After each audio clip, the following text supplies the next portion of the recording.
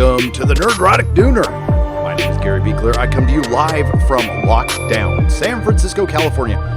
Almost 10 days in lockdown, and I'm doing okay. I hope you're doing okay. Now, I do work from home these days, so I guess it's a little easier for me. Mrs. Nerdrotic's going a little nuts, but that's okay. She's fine. She's fine. We go on our daily walks, and that's the only time I have been outside of my house for 10 days now.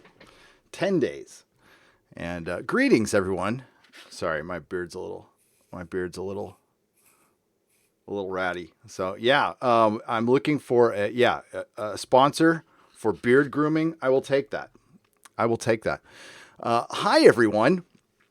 Well, we can thank celebrities for unintentionally entertaining us with their stupidity.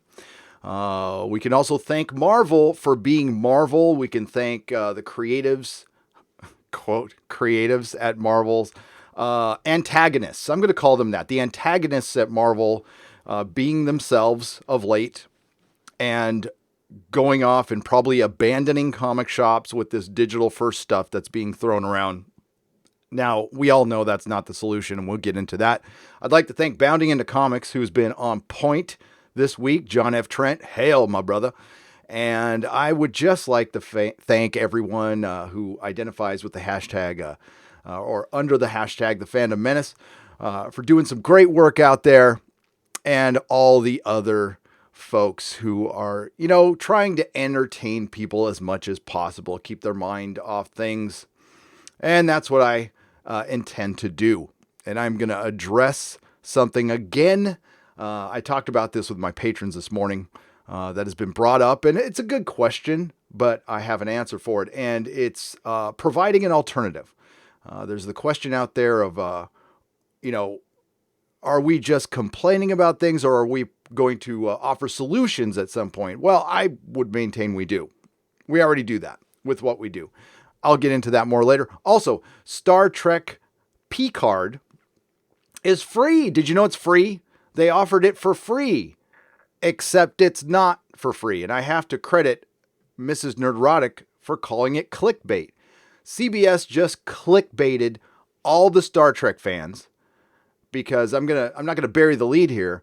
Apparently, you have to give them your credit card information and choose a payment plan, which is not different from the offer they had before. They had a 7-day free offer, and I believe for a portion of the time of Star Trek Picard, they had a month free offer, which is what they're calling free.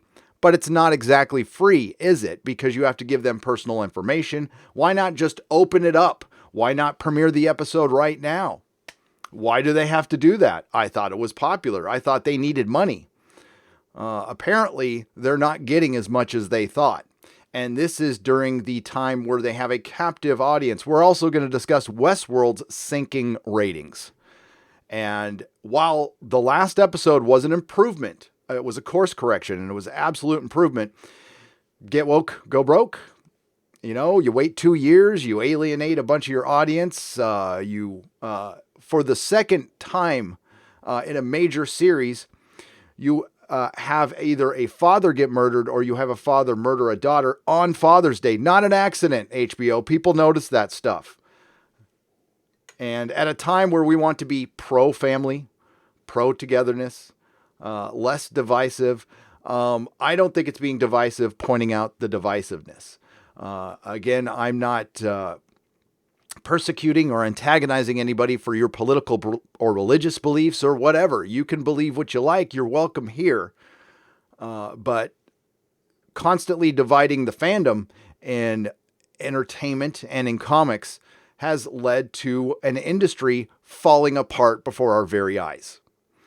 And as I discussed yesterday in my videos, they are not solely responsible for the damage done prior to their divisiveness, but they are 100% responsible for everything after that. By the way, I've now been blocked by Tom King. So I'm blocked by Tom King and Dan Slott. I wear it as a badge of honor. Badge of honor. I don't really care what the guy has to say after what I saw him say. And my God, Doctor Who, Jodie Whittaker from Doctor Who, they just put up a message that I thought was terrible, utterly terrible. And we'll watch it live in a little bit. Now, I might be wrong on this one, but I would think that you would want to have a calming voice in this situation, especially when you're directing it towards children. So, as a dad, I have conversations with my youngest, Logan, Nerdrotic Jr., and he's concerned. Of course he's concerned. He's being good about it, and but I'm sure all of our youngsters are concerned, and it's our job as parents, no matter how we feel, is to calm them down and be real with them. Be real, don't lie. But I don't think that was very calming, in my opinion. But this is the tone deaf deep BBC we're talking about here. So let's see who came here. A Midnight's Edge After Dark. Hail, Tom. Tom, do you sleep? I see you live streaming at all hours. I mean, I don't sleep either. I'm not judging or anything, buddy. Again, once I get my software worked out, I can bring people on these solo streams the way I broadcast it through OBS. I can't bring on guests, or I would. And maybe we'll do that soon. I talked to Young Ripa yesterday. Please, when I'm done here, go and check out his channel. We did a podcast. That dude is brilliant. And he's going to be on Friday Night Tights. So we got Tom from Midnight's Edge. We got Sean Allen. We got Michael Henley, who's a member. Thank you, Michael Henley. Fortunate Son, F. Tom King, damn straight. F. Tom King, dude. F. Tom King. I got stories. I can't tell you the whole story. I probably said too much in my live stream last time, but like he really hung somebody up out to dry. Somebody some of us may know. Chris Persia, the best Canadian wrench out there. Thank you, Chris Persia. Angry Toy Box. That's what this room is right now. It's an angry toy box. And thank you. Thank you. R.I.P. Patrick Troughton. Nerdy Nazgul. Yes. Disrespecting the second Doctor, which he will always be. Yeah, Doctor Who is trying. The fandom is trying. That vocal minority is trying to turn things around. And it's just not going to help. Can't wait to see those Christmas ratings. Many enjoy destroying, but to build something strong and lasting is something. And the memes of destruction, it is very difficult to rebuild a fandom. And this has been pointed out by a lot of people. When it comes to comic shops, I said it yesterday, Diamond stopping and putting all of the accounts on hold means you have to take these accounts off hold. And you have to get everything going. You're basically starting not from scratch, but pretty damn close. As somebody who had his account put on hold and then taken off it against my, it wasn't my decision, but it was taken off hold. All of a sudden, you start missing large portions of titles you ordered, or completely missing titles. You get half your shipments for about 2 or 3 months. Diamond is very slow on returning money. I am very interested to see how they will be handling returns. I will be very interested to see how they handle the credit system, which might fall apart. Diamond has credit with other people too. I wonder how good their credit is, because if their credit's not good, then your credit with them really isn't good either. There's a lot of things to consider right here, and you can't just get this machine going again in a week. And is Marvel and DC going to dump a bunch of titles on them? Oh, by the way, DC, have we heard? I mean, I checked a little bit this morning. Have we heard anything from DC at all? I did see on their Twitter, they said to support your local comic book shop. Well, thank you. That is some brilliant leadership by Jim Lee. Jim Lee, who didn't finish any books. I'm still waiting for Wildcats 2 by Grant.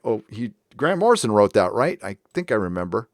Hang on. We're gonna get to Brian Hibbs' Facebook here. And I missed this one yesterday, so we're going to show it today.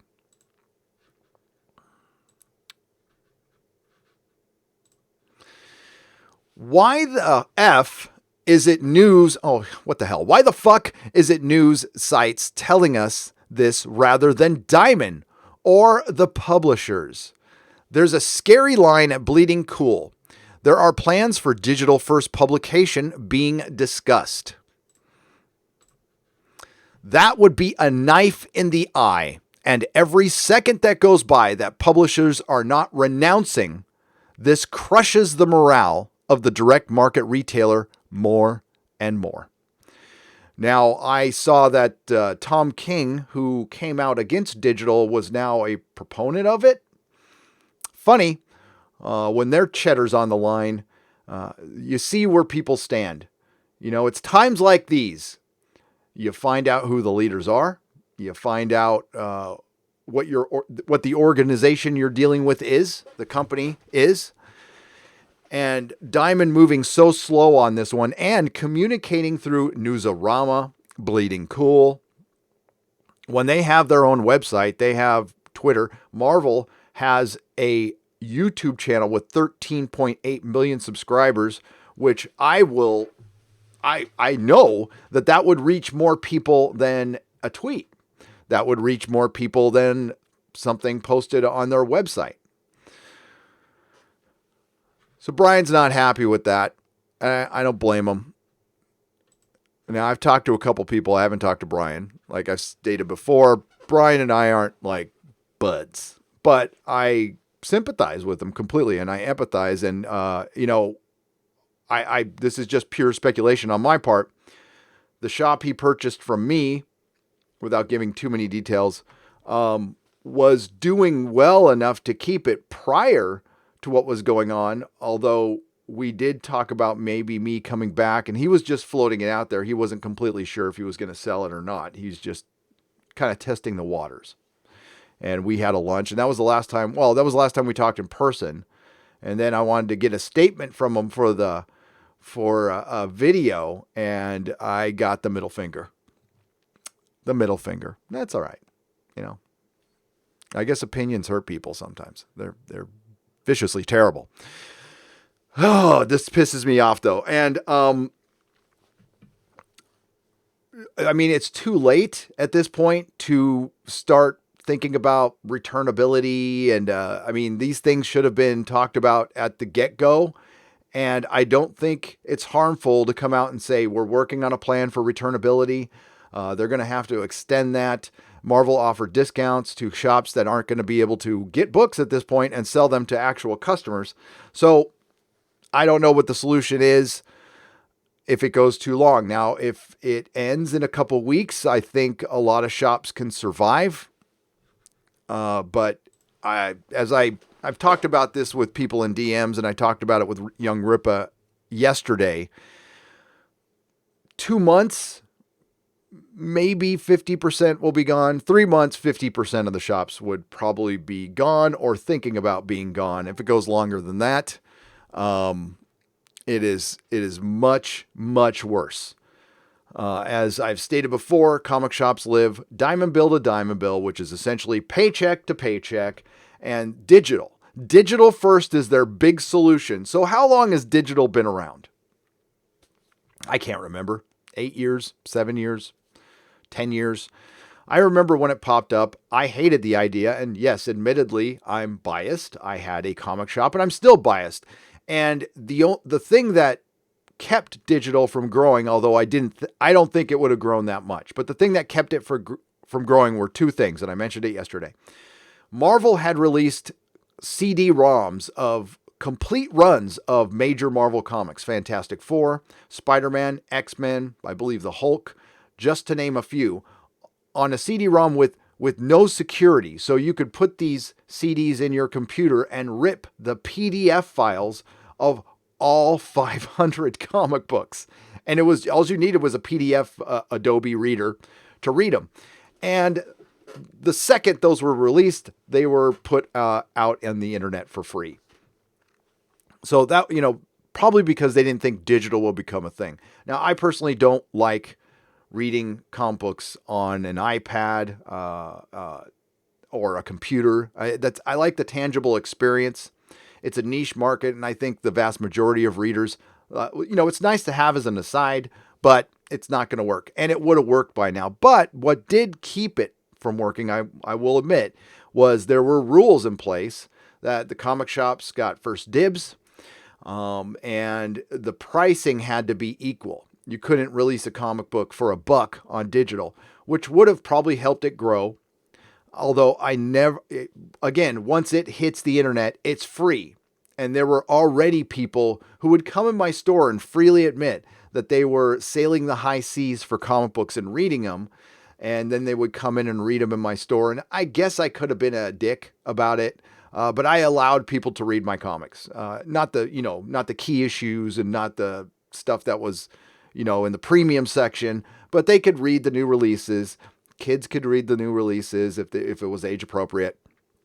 I didn't care, because if they're reading the comic book, chances are most people might buy it. Yes, occasionally you got some guy who was waiting for the bus because there's a not a bus stop, but a train stop in front of my shop. And people would just want to kill time. I didn't care. Honestly, again, I could be a dick, but it was so few, it didn't matter. And, maybe everybody's a potential customer. Marvel, everybody is a potential customer. So that was behind my decision. Like, yeah, at first it irked me, but when I saw that guy reading the comic for the first time and I knew he was just killing time, I don't know. It's something just clicked in my head. It's something I learned from my friend Doug, the official Dougie J, who was sometimes in this stream. He was a good friend of mine growing up and my boss at the Warehouse Records. And he taught me about customer service. And you need to be kind at all times. Everybody's a potential buyer. You can tell the looky-loos. It doesn't matter because they might come back later. You can never afford to lose one. I could gain 10 customers in a day, and if I lost one, I would lose sleep. And I would think long and hard how I lost that customer and make sure that didn't happen again. It doesn't mean I rolled over and put up with any BS. I did have 2 rules in my comic shop. No politics, and you can't use the bathroom unless I know you. And I've already told the bathroom story. Or maybe I should repeat it here. And I just heard from my insider here. So the bathroom story is when I first purchased the comic shop from Russell Quadra. He had adult comic books on the top shelf of the new release section. I didn't think about it much at first until I was going to Gelogia, and I opened the bathroom door, and there's a guy whacking it to a comic book in my bathroom. So I closed the door hastily, allowed him to finish, hopefully wash his hands. And remember to wash your hands, everybody. Told him to get the fuck out. And I removed all the adult comic books, and they forever. And lesson learned. Plus, lock the door. Lock the damn door if you're going to, go take care of business. You caught me a little late, Insider. Let me scan this a little bit. This is a Star Trek Insider just reporting to me. Okay, here we go. Gary, I see you're about to go live. I do have some info. They need a certain number to justify a second season of Picard. That is why they are giving it away for free. So a certain number of subscribers, and that's what I'm guessing right there. I want to repeat, they do not have a green light yet for season 2. And I'm not surprised at all. And remember, the entire premise of Picard is based on a product of the alternate license. So if Kurtzman goes, which looks probable, Picard goes. Now, please, grain of salt, file this under rumor. This is unconfirmed, but this is a person I've talked to for quite some time. And considering things that are going on right now, are you surprised? CBS has much bigger things to worry about right now. Redstone is buying her own stock, and I wanted her to take over. I wanted Viacom and CBS to merge. I wanted them to make good Star Trek. And by the way, I will be live for the finale. Little plug. 12:15 a.m. Pacific time. We'll all be up anyway. It's not like we have to go to work. Join me. And we can see if it all makes sense at the end. And maybe it'll just all wrap up. And I'll go, damn, that was a good start. No, that's not going to happen. Come on. Thank you, Insider.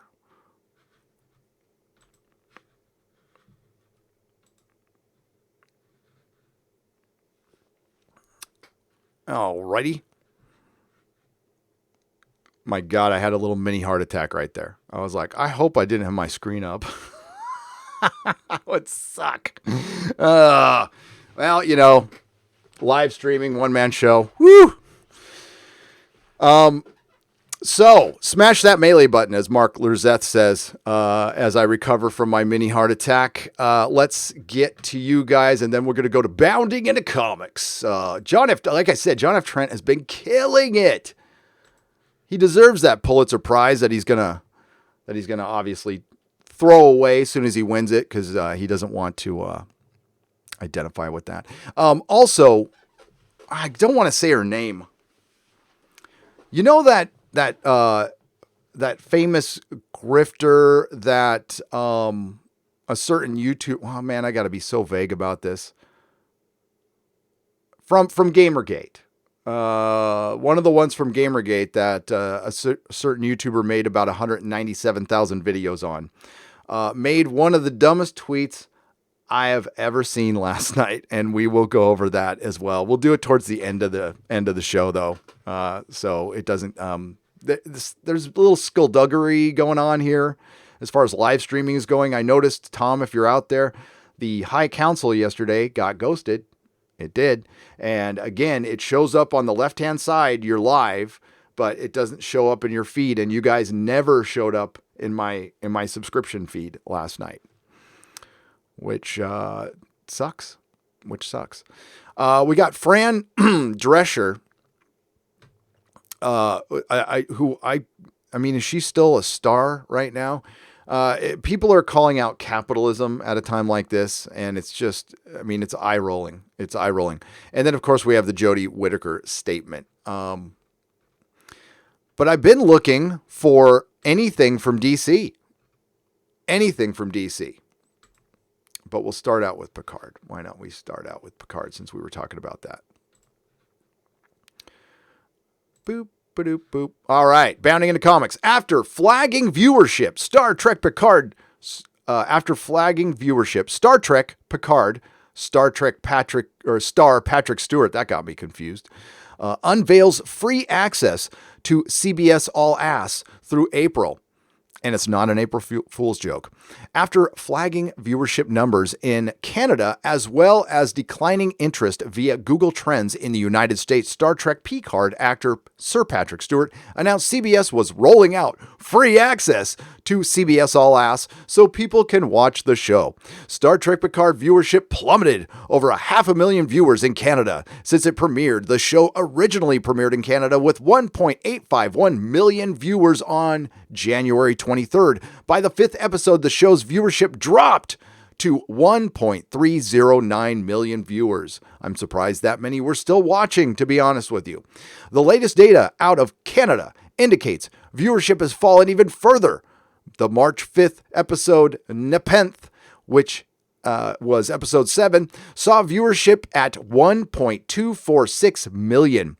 Not only has viewership in Canada consistently declined, but Google Trends searches also show waning interest in the United States. Following the first episode, Google Trends showed a significant decrease in searches for the search term Star Trek Picard. And there you can see the graph provided right there, and there is another graph provided. The interest has continued to decline, as you can see, from a 90-day perspective.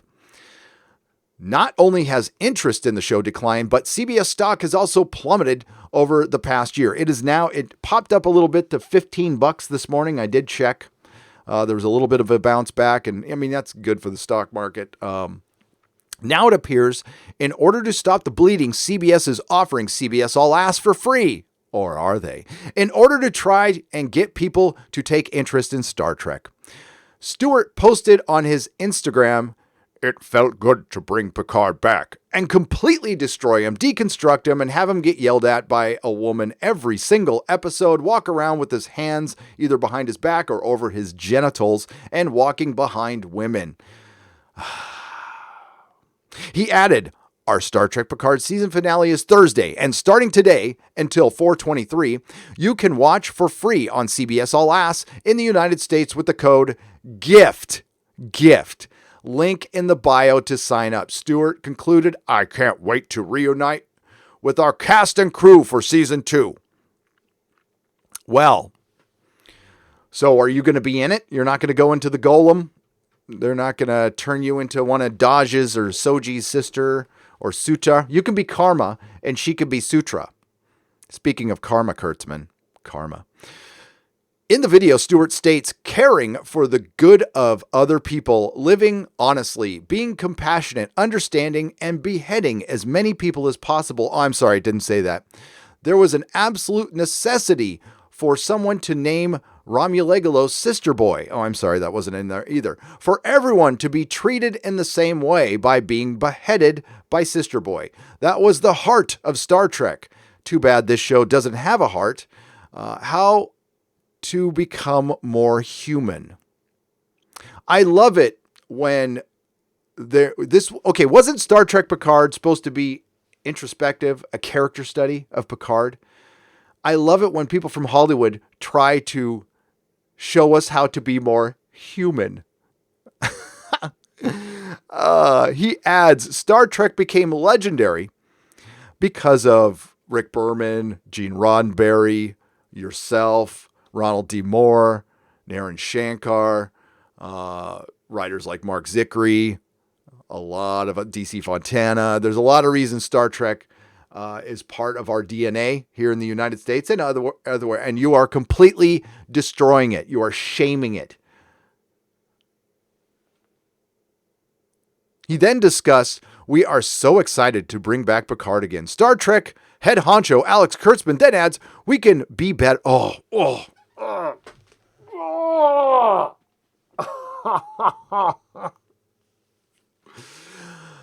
going to do my best Alex Kurtzman voice here. We can be better. We as humans can be better. We as a species can be better. And Star Trek is the vision of that. Every time I have Romulegulos behead a human, it shows what we think of you. And it shows how we can be better. Look at how efficiently he chopped off the heads of some of his fellow Romulans. And some of some more Romulans, of some of the Zhat Vash. The clip also includes comments from astronaut Mae Jemison and Anson Mount. Anson Mount's an astronaut? When did Anson Mount become an astronaut? Astronaut, sorry. Who plays Captain Pike? Captain Pike in Star Trek Discard. It ends with a thank you to the fans. It reads, thank you for being a part of this next chapter of Star Trek. Thank all 5 or 10 of you. The free access to CBS All Access still requires users to choose a payment plan and submit their credit card information. It also appears to be similar to their previous offer of a month free upon subscription. This appears to be purely a PR stunt. You're being kind there. It's clickbait bullshit. It's a scam. What do you make of the fact that CBS is making CBS All Access available for free until April 23rd? They obviously don't like people, although they want to be more human because we can be better, everybody. Hey, let's watch Star Trek Picard to be better.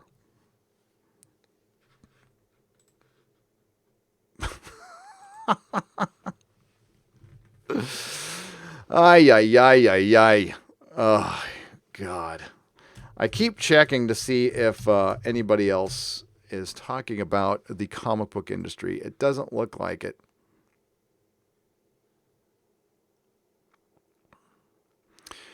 I don't see any new news. I'm going to go to Newsarama. I hate going to that site.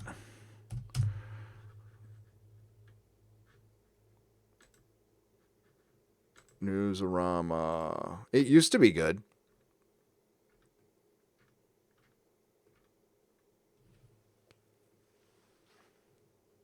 Oh, Gail Simone rallies fans for a new Marvel and DC crossover.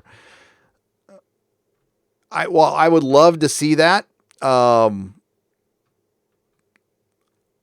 wouldn't want to see it written by Gail Simone or Tom King. I mean, can you imagine a Marvel and DC crossover written by Tom King? Here's Batman and Captain Marvel being sad together.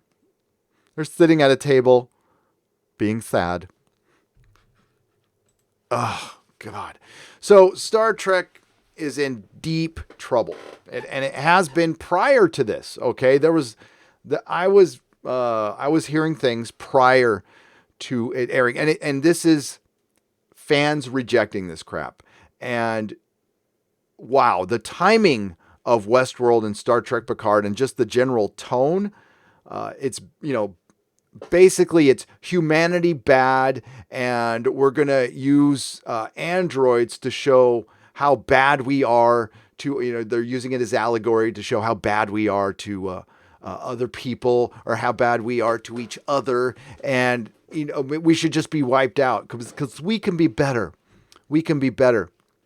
Celebrities coming out railing against capitalism, not realizing that their shows are a product of a very healthy and affluent society.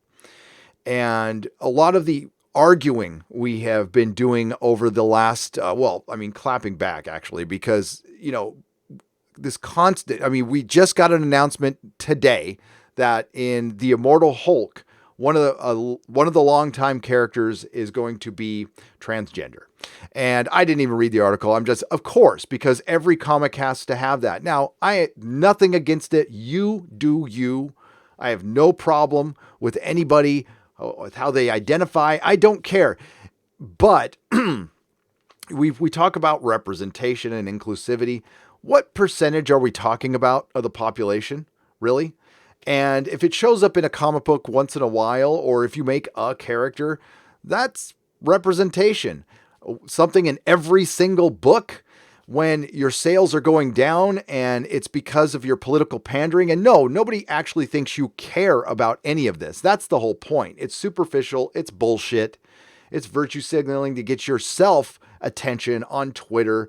And you're destroying the narrative of something that's been around for decades, created by better people, better men and women.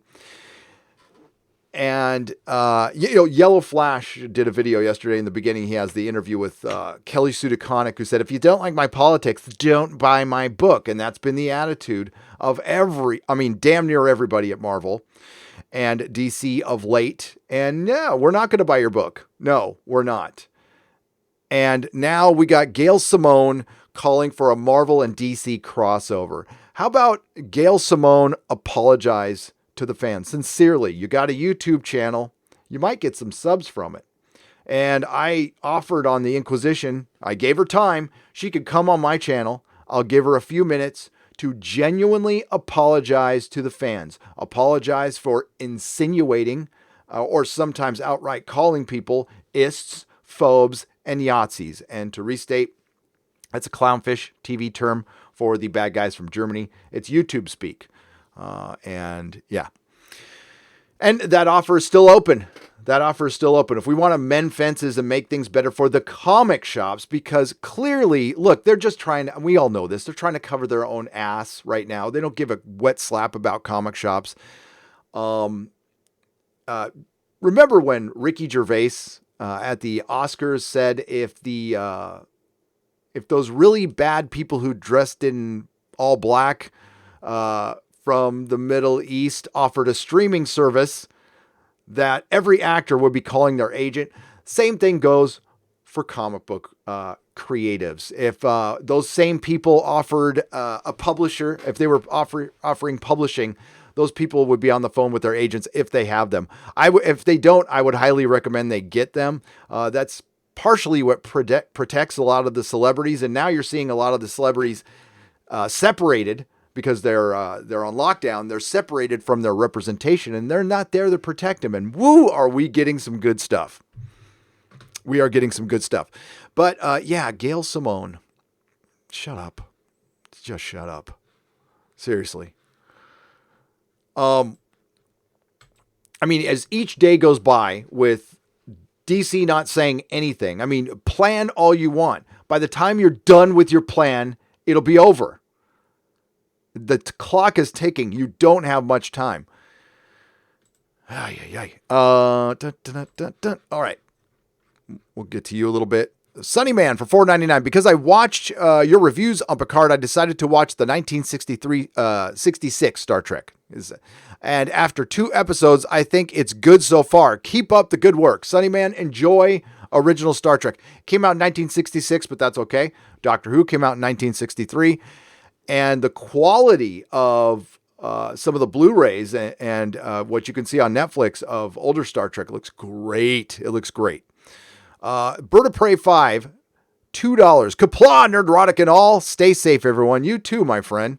Hope you're doing okay. I was watching a little bit of your stream yesterday, or it was the day before yesterday. They're all bleeding into each other right now. But hail, Bird of Prey 5. Juan Soros for $2. Release the Zikri raw footage. I will. That's coming out. I have to do an Exozone tomorrow. It'll probably come out Friday morning. And it'll be on Nerdrotic Live. But I have to edit it. That was the problem. I couldn't just do it raw. Although in Poland, we still have lots of toilet paper, I'm not sure if we can keep it up with all the crap Marvel is pumping out. All the best to you and the fam, Gary. Stay safe, healthy, and awesome. Lobo Cop 69 for $50 Polish dollars. Thank you so much. You as well. And we can't get Marvel toilet paper right now. DC shut down their printer.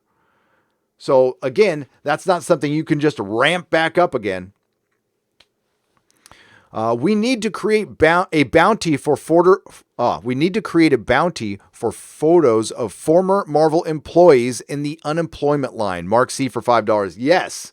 Oh, you know what? I will.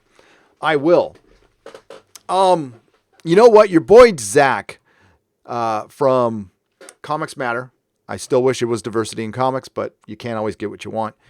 Did something very cool a couple days ago. And I retweeted, there are a couple of people who work in the industry right now offering to buy back unsold issues that they have written.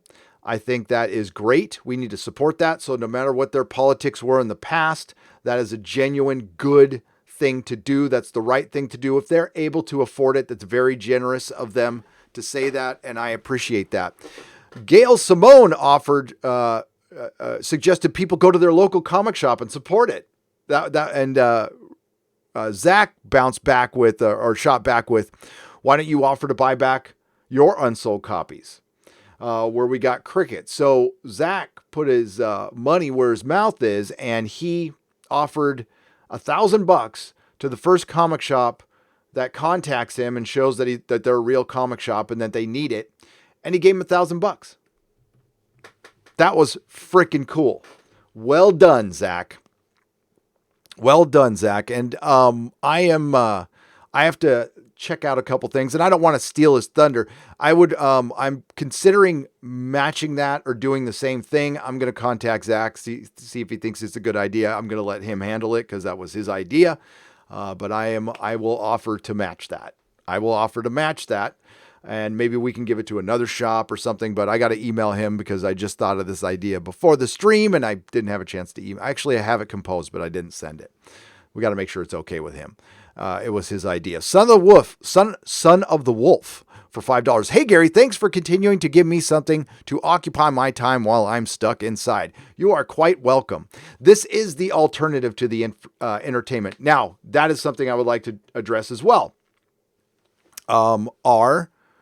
Our mod, Mikey Woods, put up a tweet. It's not a bad tweet.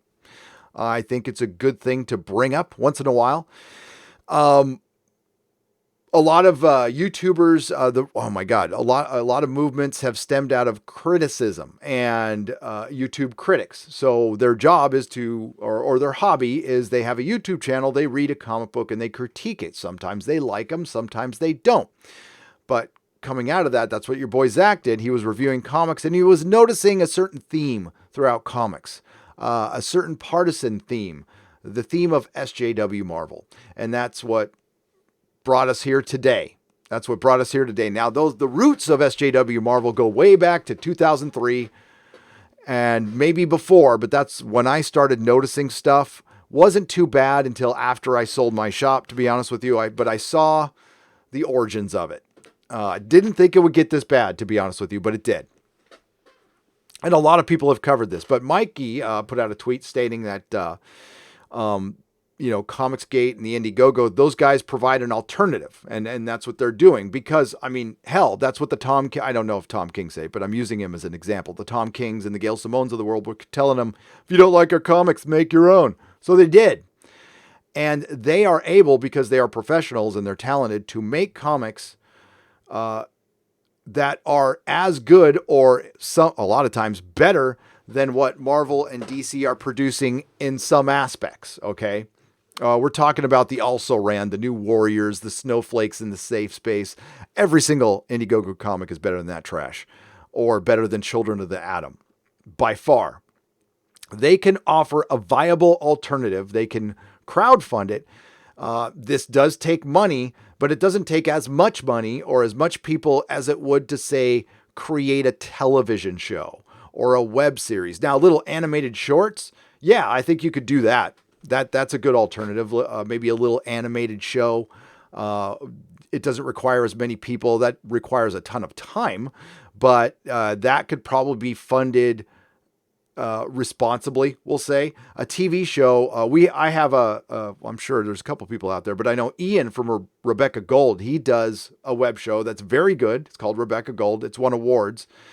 But that takes a ton of time, resources. He's a pro at making a web series.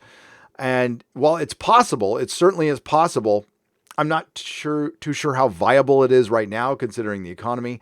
And if an individual YouTuber wants to do that, you go right ahead. I will support you. We should have alternate forms of entertainment, independent forms of entertainment. But the hashtag, the Fandom Menace, which is just a hashtag, isn't organized. It's not a thing that can that would, I believe, get together to crowdfund a TV show or a film. Now, again, individual YouTubers can do it all day long that use the hashtag Fandom Menace.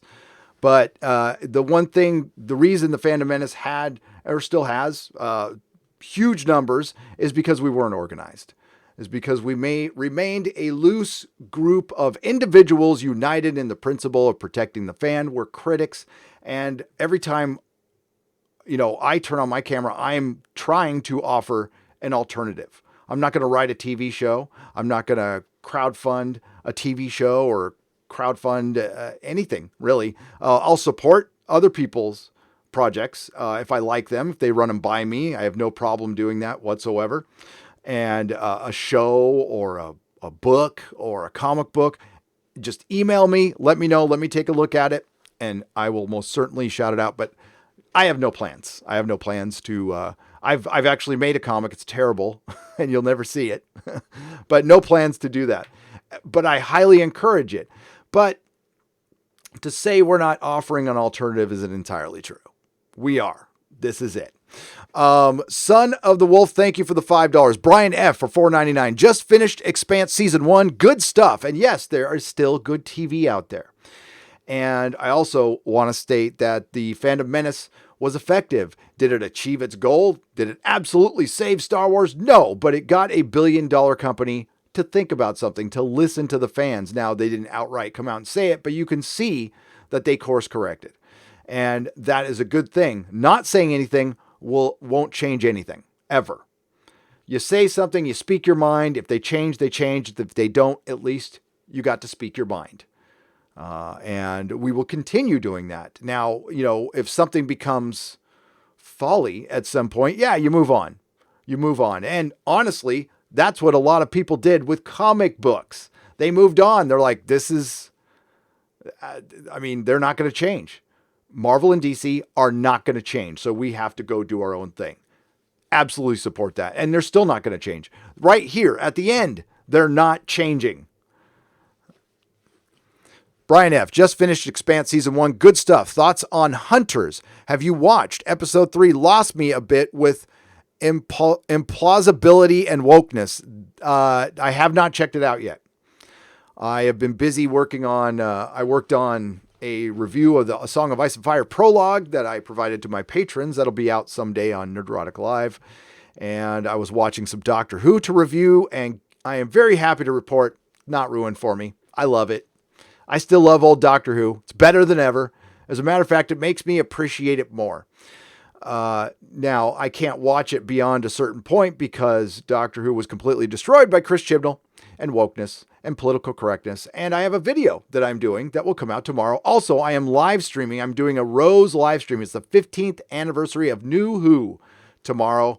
So I'll be live streaming for the UK, and I will be possibly discussing a watch party. I think I can pull that off. Stay tuned.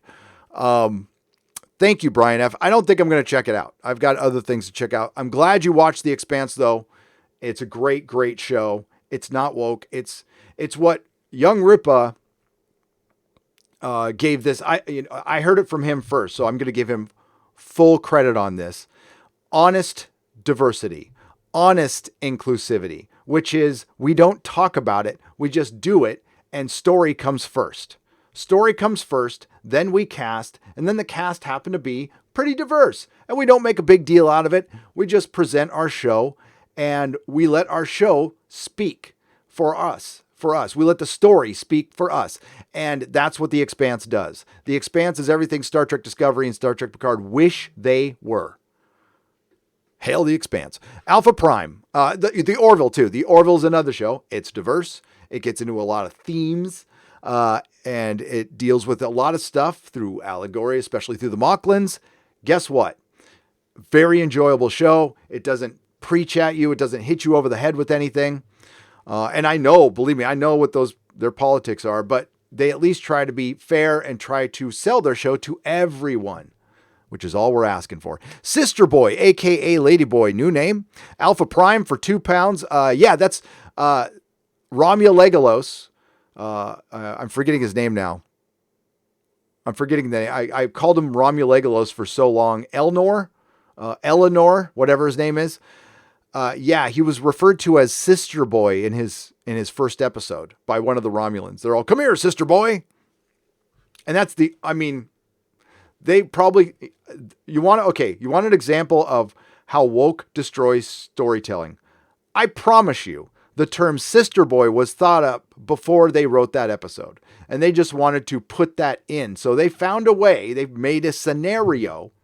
And that's the difference between storytelling and woke storytelling. Woke storytelling has scenarios. We develop scenarios so we can insert Sister Boy or have somebody yell at Picard or somebody say sheer fucking hubris. That's what comes to their mind first instead of the spark of an idea that you think sounds cool and you want to share it with the world. No, you want to say Sister Boy. Mr. Body Massage, machine for $10. You were right about Picard. I was open after the first episode, but it turns out you were correct. Lots of dead ends. In my mind, Picard is non-canon. Mr. Body Massage, thank you. And it's okay. I totally understand where you were coming from. Thank you for the £10. I don't judge anybody for being open-minded about Picard. I'm glad you were.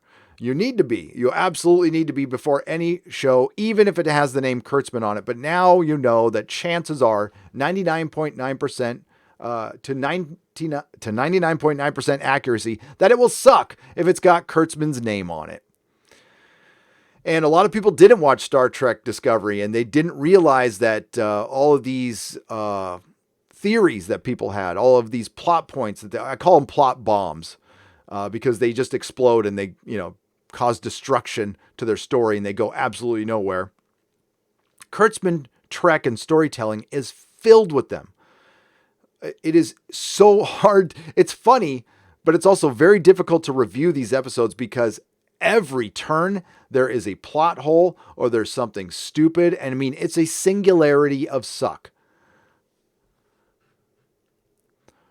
Rama for 100 Indian dollars. YouTuber Heels versus Babyface got blocked by Tom King for merely responding to his tweet with nothing but a pic of a safe space and snowflake. Such confidence. That's Tom King. Not exactly the manliest man in the world, and thank God he doesn't work for the CIA anymore. Truly, I am grateful for that. You want to be grateful for stuff. I'm grateful for that. Sorry, the sun's reflecting on me. I watch every one of Heels versus Babyface's videos, as is an amazing YouTuber and a good guy, and a new friend. I made a new friend. Isn't that nice? Making friends on the internet. Captain Spire for $2. Box in transit. Coffee incoming. Not watching STP. Brilliant, great, and brilliant. Thank you, Captain Spire. I really appreciate you. Thank you. We are running a little low on coffee, but it's okay. I'm a little nervous right now. Mrs. Nerdrotic is at the store, and I'm like, is that necessary right now? I don't know if there's lines yet. I think they're letting people in slowly or something like that, which is probably a smart move. Concerning that stuff that I don't really talk about, I just want to echo that I want you all to be safe. I want you all to be happy. We're going to be okay. We're going to get through this. And there will be school again later in the year. I totally bummed out my kid by telling him that. I'm like, there will be school. It looks like he's off for the rest of the year, so he's on summer vacation, although he's taking classes. He's in a Google Classroom right now. So he is learning, and that's a good thing. That's a good thing, and we will get by. This isn't nuclear fallout. This isn't an asteroid. This isn't a 8.9 earthquake. This isn't Yellowstone blowing off this or a super volcano. We will get by. It's serious. It is. Okay. But we will get by. Angry Toy Box. What is the nickname for a single woman's genitals? Hail Gary and chat. Bjorn. Oh, Bjorn. Bjorn for 50 Danish krona. Makini 90. That's terrible. That's terrible. Mrs. Nerdrotic she'd probably laugh about it. As a matter of fact, I know she'd laugh at that. Makini, we're just kidding, okay? We're just kidding. We're having a good time here. Makini 90 for $5. First work day in a week and working while listening to you. Much love from downtown. Makini 90, hail. I'm glad you're working. Be safe. It's good to see you here. I know it's been a while. Makini 90 has been around for a while, long time. Terry Presley for $15. Hey man, been enjoying your channel. Thanks for being angry with us. Get some coffee on me. I appreciate that. That will buy a lot of coffees. And I want to say, because I know they're out there, the kids who work at Pete's that's currently closed, I miss you guys a lot. And I promise you, I've got a little surprise for you when you all come back to work. I've got a gift for you, for the wonderful baristas who always have my coffee nice and hot and strong. And everybody knows your name there. It's like Cheers, except with coffee. They're good kids. And you know what? Your manager should be proud. You have a great crew.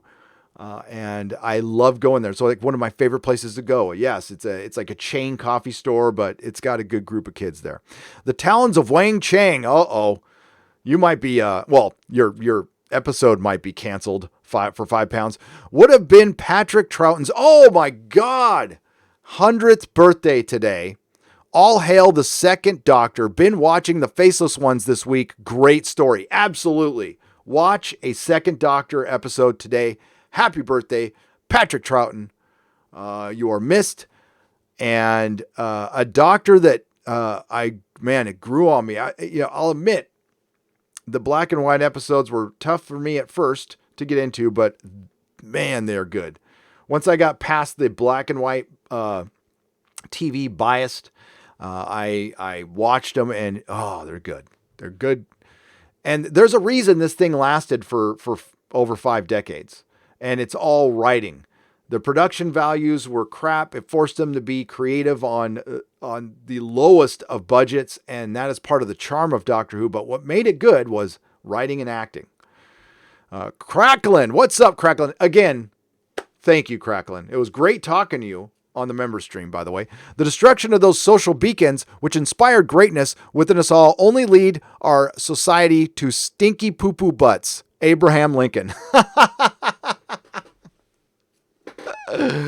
Oh, that was funny. That was good. I like that one. John Ortiz, thank you for the $2.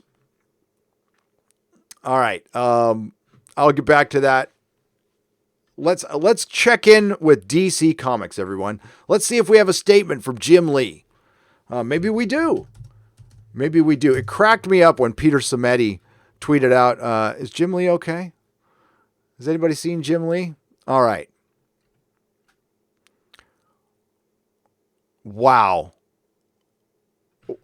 Folks, he has not tweeted. Is he, I mean, sincerely, is he okay?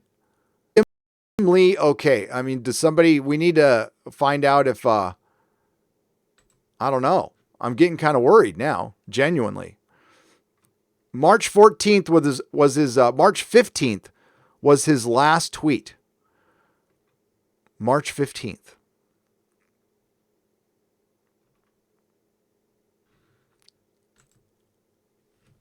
We can go to Tom. We can't go to Tom King. Yeah.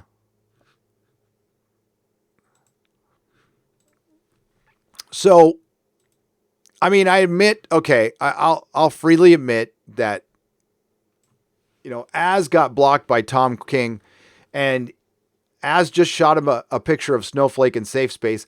I was a little more salty. All right. So I understand. I just retweeted Tom King when he said, I'm reminded of the worst time. For one, he was trying to minimize the situation. He said, I'm reminded of the time of the 50s when the comic book code came in and it almost killed comic books. And it did. And we've always bounced back with creativity. There's never been a time like this. This is unprecedented. And comics were extremely healthy when the government did that. And they rebounded. The sales went back up quite a bit. Comics used to regularly sell in the millions.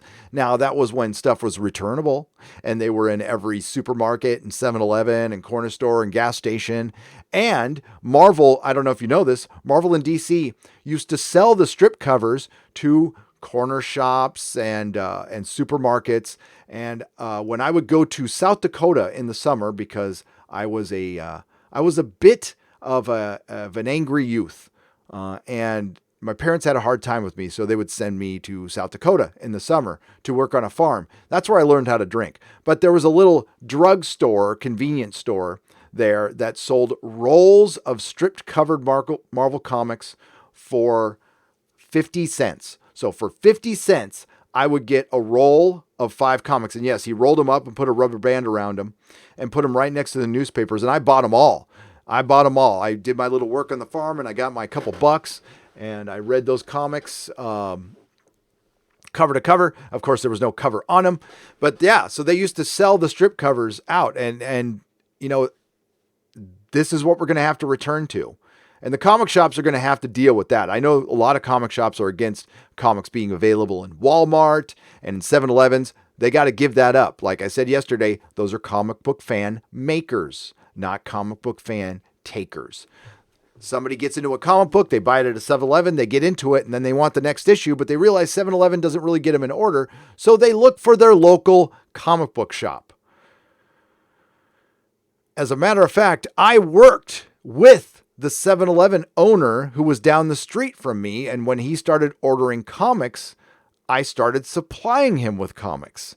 I instead of him opening up a diamond account, I can say this now, I just sold him comics so he could have them at his store so he could help make comic book fans. And it brought me a couple customers.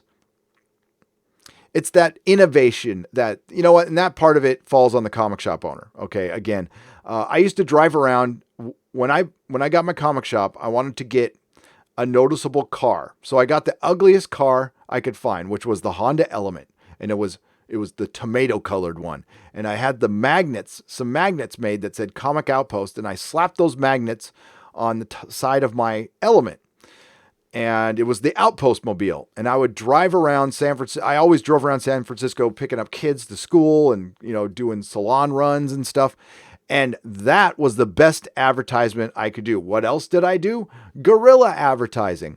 Every time a superhero movie aired, I would take books out of my $1.25 bin, throw my business card in those books. And while people were waiting in line to go see X-Men or Spider-Man or Hellboy, me and my employees would run around the theater or in lines without asking permission and start giving people free comic books to read while they're in line. I got a ton of customers from that. And I got to write that all off as promotion. And I got to write those books off at cost, not at the dollar I was offering them, by the way.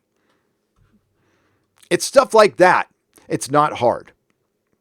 But Tom King's blocked me, so, I can't offer any suggestions to any writers or anything. Just because I said, I remember when Batman's balls were attached. Okay, that was a little mean. It was a little mean. I probably deserve that. But, I think I'm blocked by Dan Slott because, I don't think he even comes up. He doesn't even come up. Because of Doctor Who. Oh, there he is. Hey, look at that. There's Heels versus Babyface. Yes, he's blocked by Dan Slott as well. See? Why is Az blocked by Dan Slott?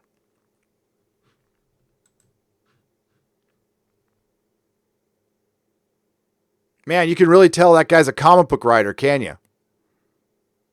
Look at that comic book writer's Twitter account.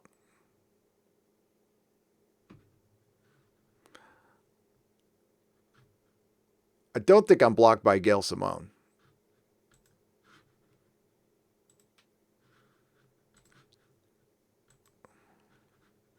Nope. That's good.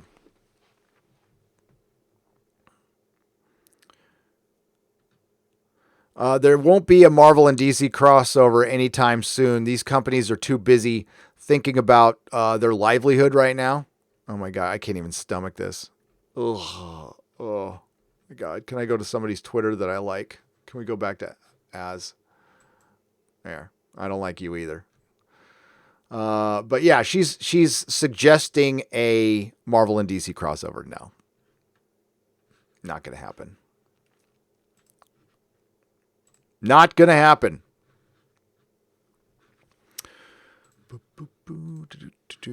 All right. Thank you, Cracklin. Thank you, John Ortiz, for the $2. Lady Gravemaster for $2. Beard sponsor suggestion, The Beard Struggle. All right. I'll check that out. The struggle is real. The struggle is real. Danny Chadwick for $5. Your long beard looks great. Why, thank you. Thank you. But I can't help but wonder how handsome you'd be if you cut it down to Commander Riker style. Set beard to stunning.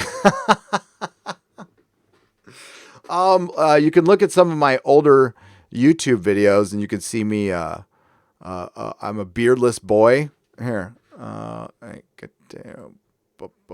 on. Nerdrotic.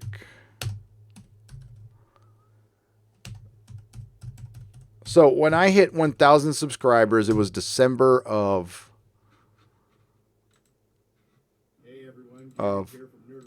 2017. December 31st, 2017, I hit 1,000 subscribers.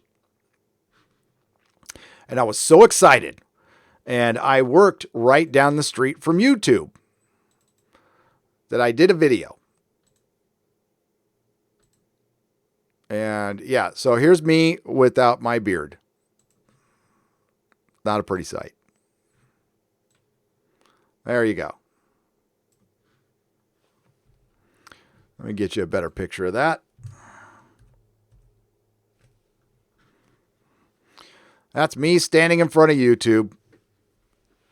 December 31st. Look at somebody disliked it.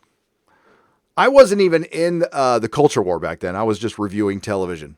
As a matter of fact, this video was all, I'm surprised I got to 1,000 subscribers because I do everything wrong. I do live streams. I don't do any videos. I think I called them viral videos. Oh my God, freaking boomer. Yeah. There it is. Scruffy face.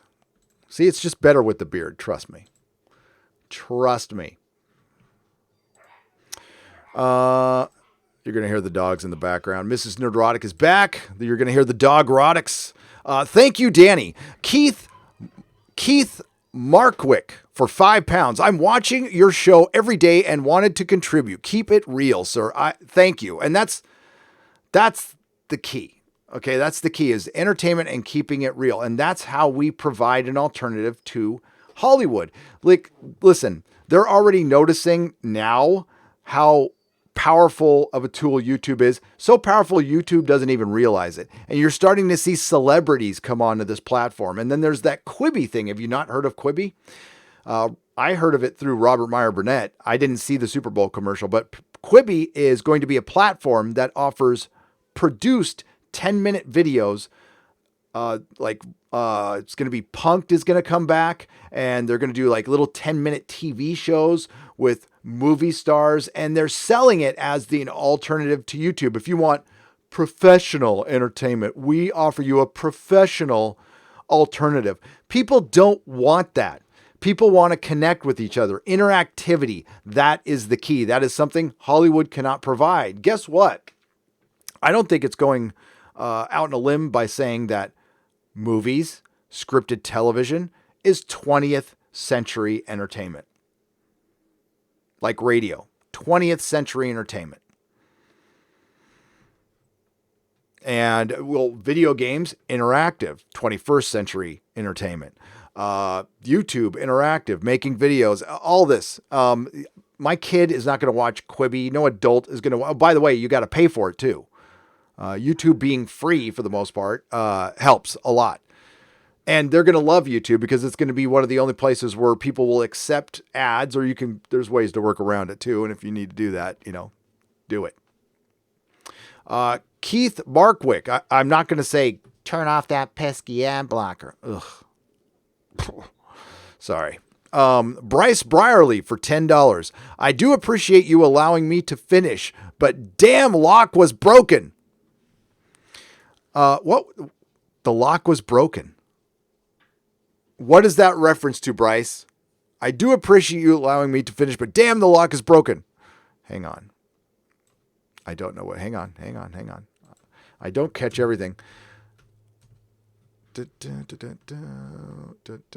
Just tell me in the chat, Bryce. I have no idea, but that might have been in reference to something I was saying earlier, and I apologize. Some nobody for $2. Use a separate laptop iPad for live comms safer. Yeah, it might be, but the picture won't be as good.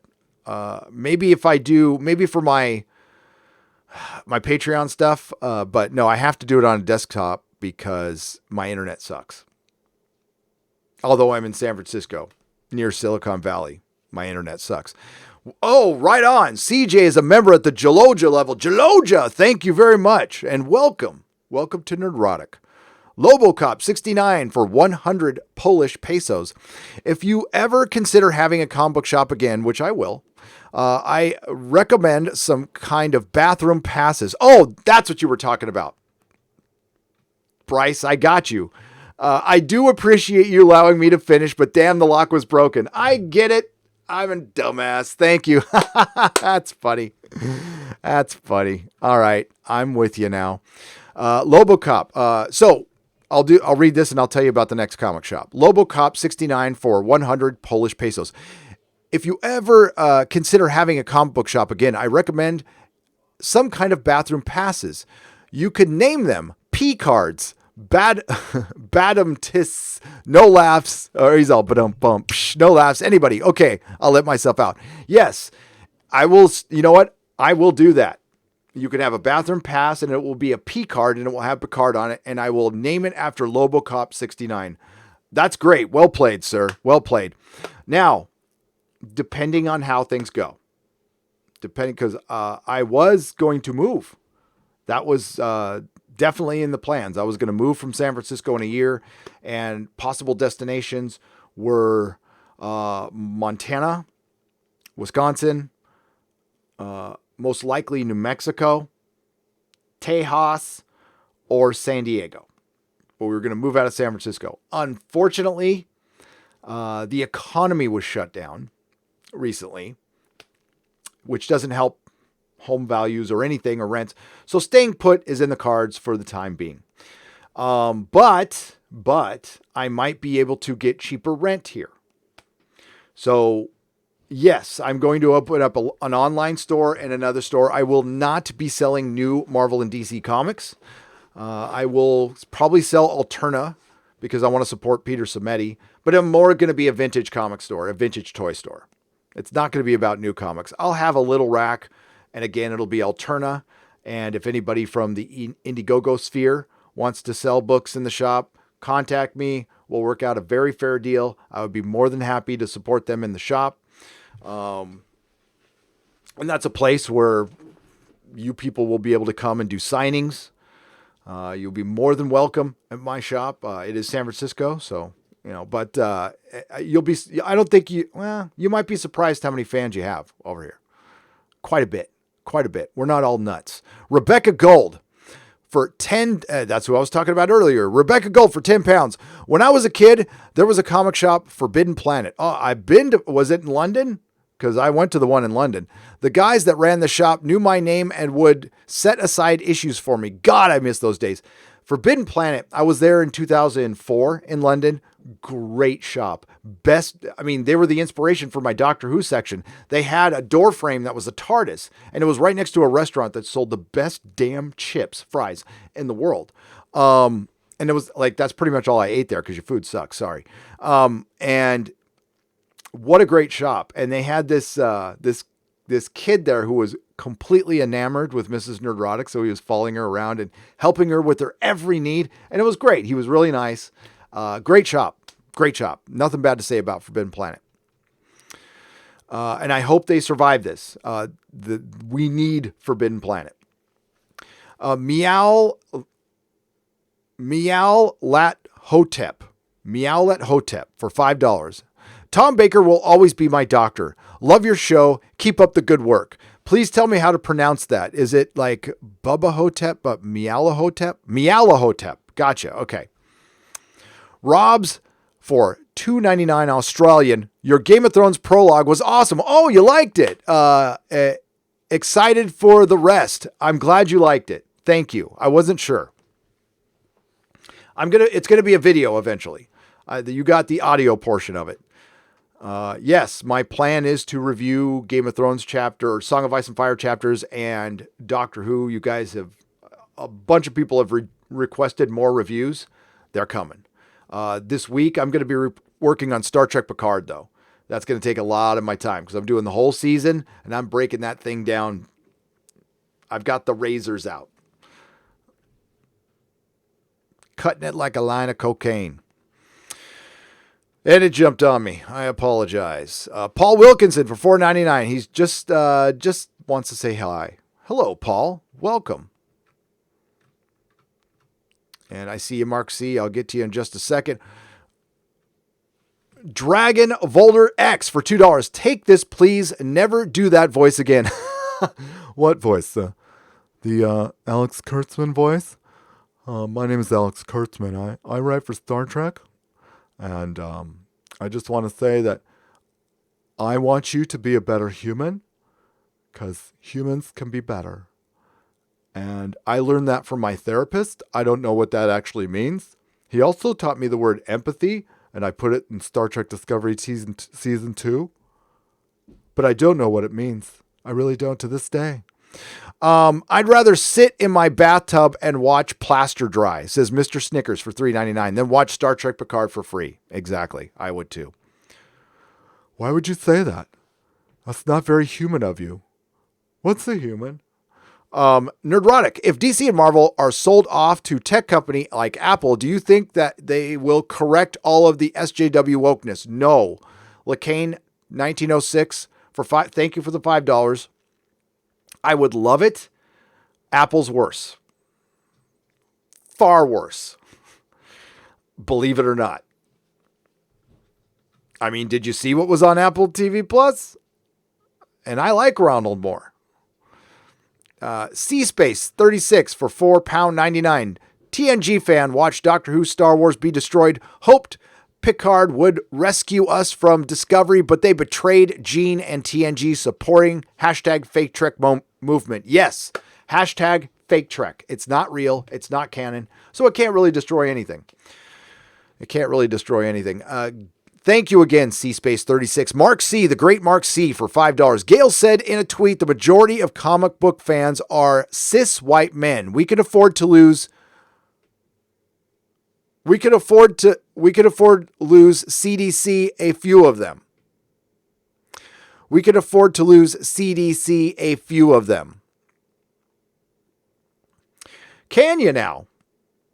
Did she say that recently, Mark? I mean, it doesn't matter when she said it. She should have never said that. And I don't care if she said it in 2008. And it's not surprising at all. And I absolutely believe she said that. And I think if you do any type of homework going down her Twitter, just look for crappy fans or bad fans or search cis white Twitter Gail Simone. You'll see some lovely tweets from an unhappy person. An unhappy person. I won't say nasty. Usually that stems from insecurity. I mean, no adult comfortable in their own skin would treat people like that, would talk like that. I would never say that about somebody, ever. I mean, I can't afford to lose anybody on this channel. I couldn't afford to lose anybody at my shop. I mean, does it happen? Yeah, but I don't like it.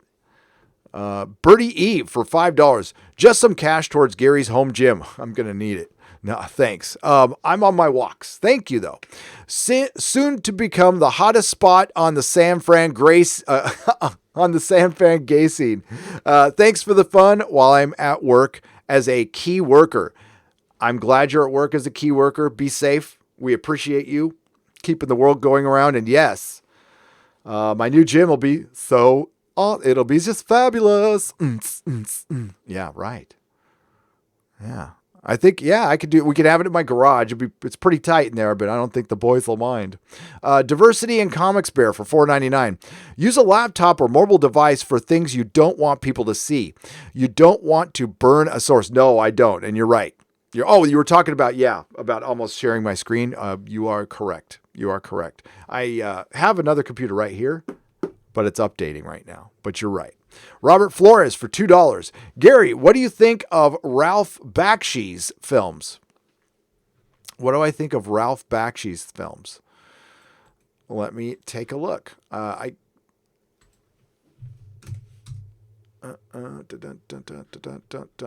World of Ralph Bakshi. I'm like, I have never heard of this, but I think I've seen it before. Oh, okay, yes. Wizards. He did Wizards. Yes, I love him. I'm more of he did the the rotoscope stuff. I own Wizards, so I like him. I think Heavy Metal's my favorite. That's not him, but I like and I love the Lord of the Rings animated. I like The Hobbit. The Hobbit creeped me out as a kid. But Fire and Ice, was that him too? Did he do Fire and Ice as well? Let's see. But somebody asked me how I like these movies in order. I would say, he did the Lord of the Rings thing. Yeah, I didn't know his name off the top of my head. Sorry. I don't know everything. I never said I was an expert. Did he do Fire and Ice too? I thought he did.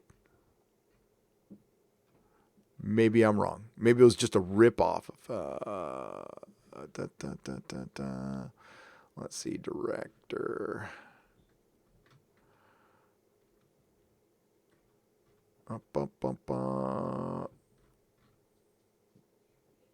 Fritz the Cat, I've seen. Yes, I did like Fritz the Cat. I don't think I'd like it right now, but the last time I saw Fritz the Cat, I was really stoned, and it was in the 80s. So I liked it a lot. I love them. I absolutely love them. I own a bunch of them. Oh, I just lost my window. Hang on.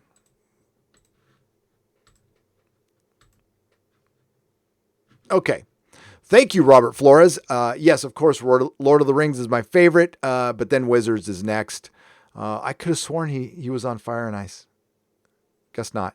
And Fritz the Cat, again, it's good when you're stoned and you're 18. Not real. I don't know if I'd like it right now. Just realized effing you Admiral in Picard is Anne Magnuson from Bongwater. Very strange. Did you used to own a comic book store? Yes, I did, John Thomas. I did. True story. Hobo Rocks for thank you for the $4.99. I didn't see Bongwater. Ann Magnuson from Bongwater. I'm a new subscriber. Love the channel. Binge the Orville after you said it was better than Star Trek. You were right. I loved it. Thanks and stay safe. It's better than current Star Trek. Absolutely. And thank you. And I appreciate it. And Seth appreciates it. And so does Tom Constantino, and enjoy it. It's a great alternative to modern Trek. It's much better. I mean, it's not even in the same class. Star Trek Discovery and Picard are trash compared to the Orville. And I would put the Orville up against some of the lower tier Star Trek episodes of like Voyager and Enterprise. And Identity Part 1 and 2 is as good as any Star Trek episode, in my opinion, of the Berman era, Roddenberry and Berman era. Now, original series to me is the best, the creme de la creme. I am an original series fan. That's what I watch the most of. That's what I repeat watch. I am a huge Dr. McCoy fan. Dr. McCoy is my favorite. Paul Wilkinson for $4.99. Just saying hi. Dash Fat Bastard for $5. Love you, man. I'm an OG Marvel Star Trek fan, but I do love Star Trek Picard. Why you work so hard to kill it and put viewers off it? Why you killing other people's fun? It's subjectively wrong. No. I mean, subjectively wrong to you, sure.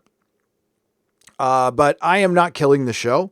I am just strictly being honest about my opinion of the show, which any other critic or you can do. Dash, you can start a channel today and tell people how much you love the show. I highly encourage that. And maybe you can help make fans, but I don't keep people from watching. I don't. People probably were on the fence after watching Star Trek Discovery, and maybe they came to me to see if they wanted to spend their money behind the paywall. But you know what would give it more viewers, Dash? And thank you for the $5. Not being behind a paywall or not having to give up credit card information to watch it, because that is paying for something, because they're going to mine your data and sell it while calling it free. It's not free. It's clickbait. It's clickbait. No. And I didn't do that to Doctor Who either. I just gave my honest opinion on a TV show that aired publicly on a publicly paid for broadcasting by a publicly paid for broadcasting corporation that launders money. Well, it doesn't launder. I'm sorry. That steals money from the British public. Extorts. That's the word I was looking for. Fizenthorpe for $10. Gary, what do you think of the entertainment industry? What do you think the entertainment industry will do if the 2020 election goes the same way as the 2016 election? I can't imagine them getting any worse than the last 4 years. How much more can they lash out? They're going to keep lashing out. That's not going to die down. It's how much are we going to put up with it? How much is the normie going to put up with it? That's the question. I think it's clear what we're seeing right now. Prior to the thing that shall not be named, people were outright rejecting it. Dark Fate, Charlie's Angels, Westworld is the latest example. Star Trek Picard, Doctor Who. It's being rejected again and again and again and again and again. And that is going to force them to change in Hollywood. The BBC, it's probably going to take the license fee being pulled and new management.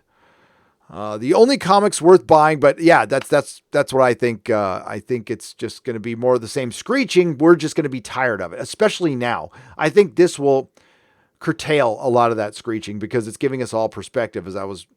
I probably lost my point earlier, but I circle back around to it. Arguing over how many genders there are isn't really important right now. We're worried about our kids. We're worried about our grandma, our grandpa, if they're alive out there. You're worried about your parents, worried about eating. Yeah. So I'm trying to give you light entertainment, and let's just mock stupid people, which is Hollywood and the BBC. It's pretty easy. The only comics worth buying are old comics. DC disappoints me because overall they are a bit less woke than Marvel. I will agree with that. Yet clueless to the audience. Name an old comic that I should get that I might not have. Oh, CJ, an old comic that you should get that you might not have. That's a favorite of mine. Do you have any John Byrne She-Hulk or John Byrne Fantastic Four. I would buy those. Those are cheap. They're affordable. You can get them in essential format or masterwork format. What's the trade paperback that's the essential, but it's in color? I forgot what it's called. I would get that. That's a go-to. John Byrne Fantastic Four is what if you're just a superhero fan, that's what I recommend all the time. And now it depends on what your idea of an older comic is. Now, CJ, I don't know how old you are, but an older comic might be Marvel's. So like this, hang on. You probably have this if you're a comic fan, but if you're not and you want to like break into something, this is a massively huge version of Marvel's. This is a great comic. And this is a starter. This is basically a starter kit if you want to get into comics. It gives you the history of the Marvel Universe before it got completely effing destroyed. Let's see. Do I have any comics under this? Maybe I can pull some comics out. Hang on. Let's do an experiment. If I have some comics in here. I'm not sure. I have comic boxes right below me. I like these. I don't know if there's comics or if it's storage. Oh, look what I got here. Hang on. Jawbreakers. Oh, look what else I got here. I got my Frog book. I wonder if I have any... those are my kids' comics.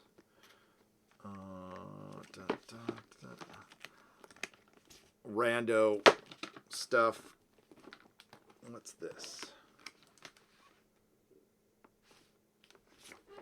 These are good. Old Doctor Who. Yeah, I have. This is like my rando box right now. And what else do we have? There's my. Oh. You can get that. If you don't have that, get this trade paperback, Seed of Destruction. It's some of the best storytelling ever. Oh, this is from my era. I don't know. This is a weird one. This is one of the comics I sold like right towards the end. Avenging Spider-Man. This is right before it got like ridiculously woke and stupid. Again, this is just a random box. I don't know why. I mean, it's got my kids' Pokemon stuff in here, so... I still need to organize that one. I don't know what's in the other box. But yeah, get some Hellboy. Or Fantastic Four. But I love Hellboy. Okay. IT Ninja for $2. Have you checked out Dust Sci-Fi Channel on YouTube? No. What do they do? What do they do? I love it when people suggest channels, but like kind of give me an idea of what they are. And I'll check it out. I'll check it out. Dust Sci-Fi Channel on YouTube. Do they do like a web series or something? Again, I want to plug Rebecca Gold, the great Ian out there. Check out the show. It's cool. It's really well done. And that's somebody who's trying to make an alternative, doing it on his own. And he's thinking about doing a Doctor Who fan film to kind of undo or at least cleanse the palate of this crap. And once things settle down, if we can help get that going, I will do my part. Do Life for $5. If you want to have a laugh today, check out Bounding's new Warriors vid. I'm not biased. I will check it out. I need to, I don't know. Do I need to do another comic book video? I think I'm due. It's been a couple days since I did a video, and I've got Doctor Who one in the works. But the comic book news keeps coming, and I'm still pissed. I'm still pissed about Doctor Who, and I'm still pissed about the comic thing. And it's just, listen, it's empathy. That thing Hollywood doesn't know. I know that feeling in your gut. Like, I lost my store. Well, I sold my store, but it was crashing and burning. So I decided to close it before it started losing money. I saw the writing on the wall. Plus, I was going through my personal stuff. I had fallen off the wagon a few years ago. So I decided to close, and then Brian offered to buy it. So there. I was going to take all the stock home and open up another day. Now, I still have my own personal collection. And that's how I was going to open up a pop-up shop.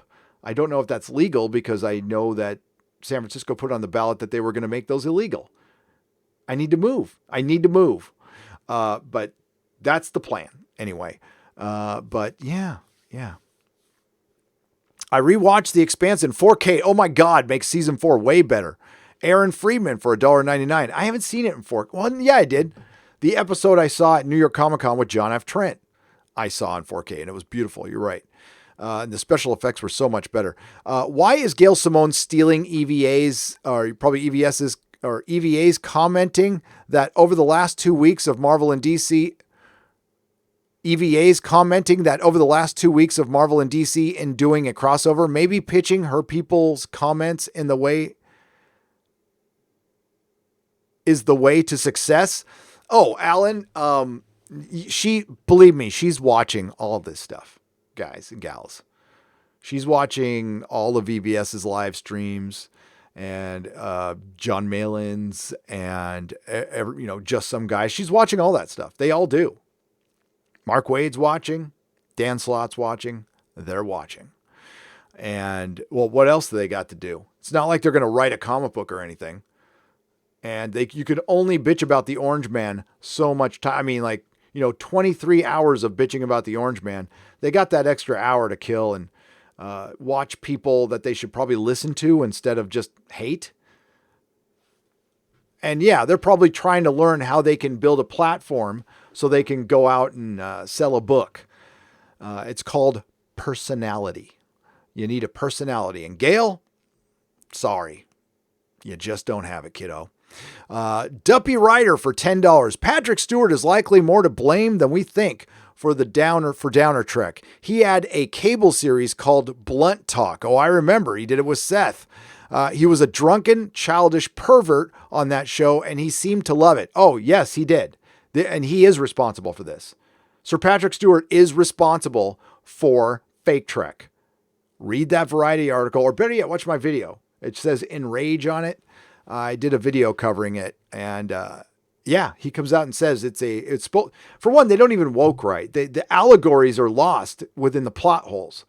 So other than every woman is in charge, but every woman's an asshole, and your immigration allegory. Okay, which one am I supposed to pay attention to? The Romulans, the Synths, or the Borg? Which one? Or is it all three of them? It's like they put all of their bad ideas in a blender and used them all. And, watching Michael Chabon do his interviews, I mean, folks, Michael Chabon did not used to talk like that. I've talked to Michael Chabon in person a couple of times. He used to talk like a normal human being, but now he talks like a hate street stoner, man. He's, I'm going to read children's stories, man. You want to read it, man? Yeah, man. It's like, dude, he is on the most synthetic laced freaking weed. I don't even know what you're putting in your weed nowadays. I know it's legal, but it's nowhere. It's like way more powerful, and it's nothing like the Mexican weed that we used to get out of Tijuana with little sandburrs in it and stuff. It still did the job. Nothing against Mexico, but and it made Mexican food even better. Hail Gary, though it's been 30 years since I owned a comic shop, I feel terrible to our brother and sister shop owners. Thank you for having their backs, sir. LLL. Yes, clobbering times. Good to see you. It never goes away. You're always a comic shop owner. It's been 30 years. Wow. No, it's in my blood. It's honestly, I mean, I don't want to go back to auto parts or anything. And I don't know if this is going to last forever. I'm enjoying it one day at a time. But the whole plan was to have this as part of my comic shop. And wouldn't it be great to have a comic shop and a channel? And then we can, listen, I won't bore you with, here are my top 10 comics for the week. No, I'm not going to do that stuff. It'll be the same stuff I'm doing now. Maybe I'll just have a studio there or whatever. I don't know. I think it'll be fun. And then we could do live shows with a live audience. With an audience. How cool would that? I can't wait for us to gather again. I think I'm going to do a meetup once this is over somewhere. I need to talk to people. John Zeller for $20. Hey, Gary, have you ever seen Star Trek Continues? Yes, with Vic Mignogna.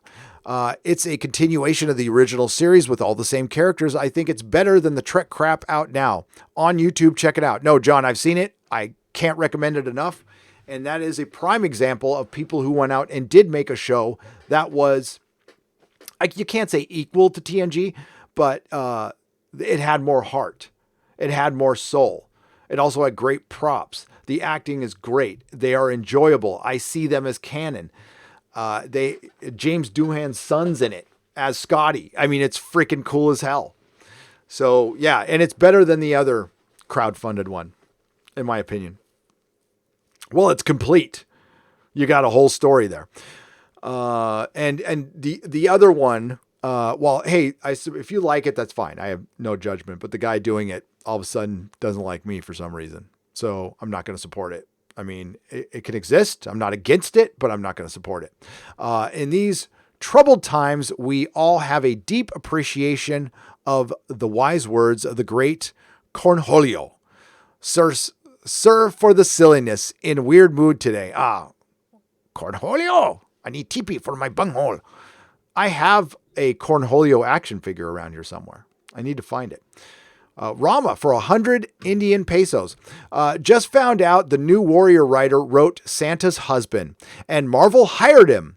These pros are nothing but bad self-insert fast fan fiction writers. Yes, that's all Marvel can afford. They're hiring these, I don't want to say degenerate. I want to say nihilist, postmodern fanfic writers who hate everything that Marvel was built on. The hero's journey. Just absolutely everything about it. Cis white males, or Chad heroes as they call them. Chad heroes. So the people who work there they come out against, they probably secretly hate Stan Lee, or not so secretly. And it's despicable. And they don't give a crap about the comic shops. They took the comic shops for granted, and they honestly probably feel like they don't need them. There is a narrative out there that it's not the comic shops that make us all our money. It's the graphic novels sold through Scholastic and Barnes and Noble. That's a bunch of crap. Without comic shops, the thing falls apart. They're the foundation, and it can have a ripple effect through every aspect of the industry. Even independent books, because once the habitual nature is broken, that spell is gone. And that's what props up the comic book industry. I would say if Indiegogo, if those campaigns were a little older and they had been around and a little more established, then they would have more inroads, but they will be affected. How much? I don't know. I don't want anybody to be affected. I don't want shops to be affected. But if you seriously tell me that getting rid of the weekly habitual comic book buyer isn't going to harm the industry throughout, you're crazy. You don't understand the industry. The foundation of it is still Batman, Spider-Man, superhero books, and everything else is like a pilot fish following that big fish around. You get rid of that, it's gone. Comics will always be around. There'll always be web comics. There'll be independent campaigns that are very successful and good for them. But we need more independent campaigns. We need more successful independent campaigns so they can be serious competition. And now you're probably, that's going to come from comic book pros. Now, we've already seen what Ron Mars can do. He can crowdfund a comic and take 2 years to come out with it, and I don't think it's out yet. Gail Simone will probably be able to crowdfund a comic based on her Twitter followers, but who knows if she'll be able to. She couldn't come out with a book when she had an editor and people over her. If she's on her own, she might as well make Twitter the comic. Oh my God, I probably just gave her an idea. What Second Doctor episode? Who's the Second Doctor? Watch a Second Doctor episode? Who's the Second Doctor? Well, right, Mark C. There's no Second Doctor.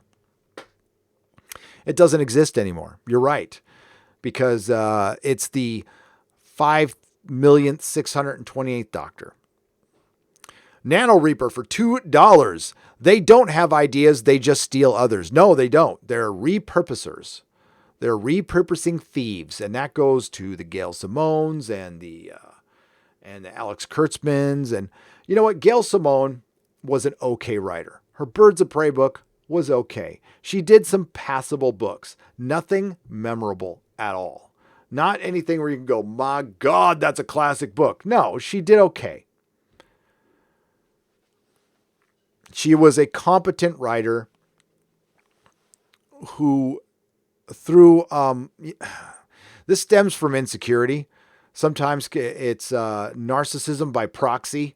It's when you either live alone too much or you're with somebody who doesn't really have your back, and you start thinking just every one of your ideas sounds great, and you don't have somebody to bounce off, and it's honest. I can't imagine. I'm guessing she wears the pants in her family. I don't know. I'm just guessing. And she has a lot of bad ideas in public. Not very unprofessional, we'll say. Mike Henley for $11. The comics have withstood many adversities from the outside. This is destruction from within the industry. Michael Henley. Well said. Well said. It was outside factors. They're going to blame the thing that shall not be named. No. A healthy industry can survive it for a couple months. Now, this is not going to go a couple months. This is going to go 4 months minimum. Say the lockdown lasts just a month and a half. It's going to take 2 months to get things going. This will not pick up. Saruan of House Roundhead for $5. How do you feel about D&D's cameo in Westworld? Did you watch my review, Saruan of House Roundhead? It's in my review that I did with Doomcock. That's on Nerdrotic Live. It pissed me off. I know they were trying to be tongue-in-cheek, but it had nothing to do with Season 8's disaster. I know people were trying to spin that they were trying to make light of it. No, that was filmed years ago, like a year and a half ago, well before the end of Game of Thrones Season 8. So when that was filmed, they thought they were the shit. They were like, oh my God, we're gods. We got $250 million from Netflix. No, I thought it was shit. And really, it's dumb. It was a dumb on-the-nose thing. It was a fan theory that they put into Westworld. Westworld was supposed to be cutting-edge TV. It was supposed to be the best of the best. One of the best first series of TV, series one of TV ever. And now it's just basic bitch. And the last episode was better despite that cameo, but I wasn't happy with it. I gave the TV the finger when I saw them. They are the nail in the coffin for Westworld. Yep. Oh, you want to go check out those Westworld ratings? Let's take a look.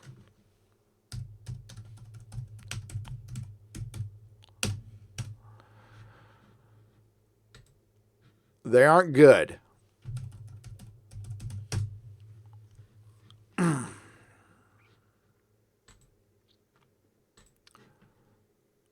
Here we go.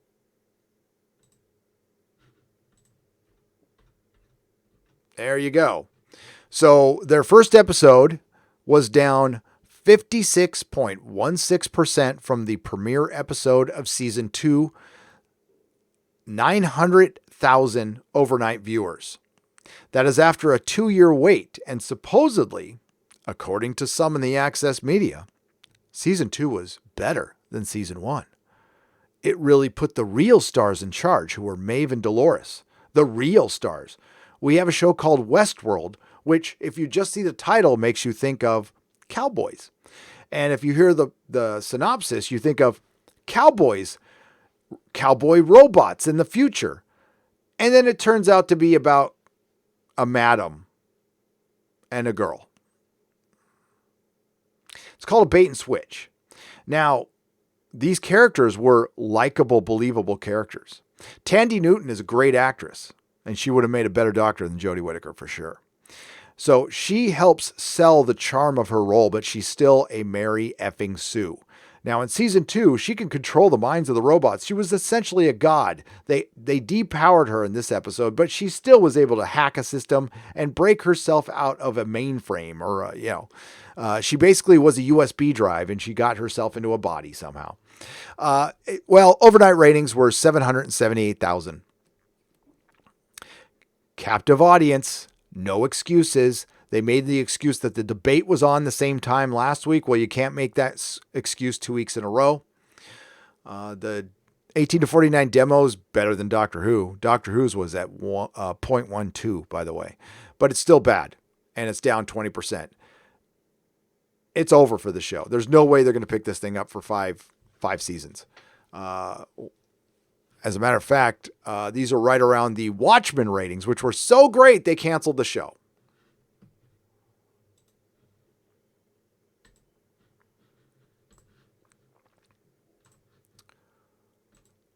Oh, I don't want to look at Gail Simone anymore. I really don't want to look at Gail Simone anymore. So yeah, Westworld went woke and went broke. And the whole second season was about deconstructing the male characters. You had the best villain with the Man in Black, William, with Ed Harris playing for him. Remember, this season 1 started out with James Marsters, I think his name is. I always get it mixed up with Marsden. James Marsters, Anthony Hopkins, Ed Harris, Jimmy what's his name, who played young William. And then we had Evan Rachel Wood and Tandy Newton. And now we're just, the guy who plays Bernard. He's also playing Jim Gordon in The Batman. Jeffrey Wright. Good actor, woke as hell. Now we're left with Jeffrey Wright, Evan Rachel Wood, who was a tard, and Tandy Newton, who's really good. The first episode was awful. It was boring. It was terrible. Oh, you have Aaron Paul, too, playing Jesse from Breaking Bad. And Tandy Newton is great. You see her on the screen. She livens everything up because she has acting ability. She has charisma. She has charm. She's likable. Evan Rachel Wood is just... I know she can act, but now they're making her the bad guy. That's fine, but it's not really plausible. And if you think about anything for a second, you used to have to be able to think about Westworld. It used to be kind of a smart show. Now it's filled with plot holes, okay? And if you think about it too much, they're there. But it's much easier to find them now. And it's supposed to be more linear storytelling. But you get woke, you go broke. And believe me, they're going to go woke. They're going to have Aaron Paul being led around like a little dog by Evan Rachel Wood. And we'll have Maeve leading around everybody else. The only interesting thing, and I agree with Doomcock, is Stubbs, played by Chris Hemsworth's brother, and Jeffrey Wright. That looks pretty cool. Jer Hermy for $2. Hail, Gary. You make me smile. No, you don't. Oh, smile, Jer Hermy. And if you don't know what Jer Hermy is, it's Jeremy's face on Captain Marvel. The stuff of nightmares. Some nobody for $2. Nerdrotic. Why did it jump on me?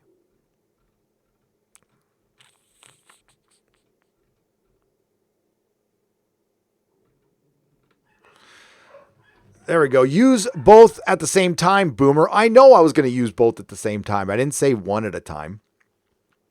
But it can draw on my internet signal. I try to not have multiple computers going at the same time. And by the way, I'm a Gen Xer, some nobody. And yes, I know how to run a live stream. Thank you. But I couldn't use my other computer because it's updating. Turn on that pesky ad blocker, says Adam Wolfer for $2. Yeah, that worked out well. Hey, you know what? It's an honest living. I saw a YouTuber the other day. Speaking of pesky ad blocker, I saw a YouTuber do a video. I watched a little bit of it, not the whole thing, but it was imploring people to stop going to work and to shut down business and lock everything down, which for safety, I think we should listen and fine. I'm okay with that for a certain amount of time and be safe until we know more answers. And I'm okay with that. Then that same YouTuber made a video in their car on an Uber run. So after telling people to stay inside and don't work, they got in the Uber and went outside and did a video.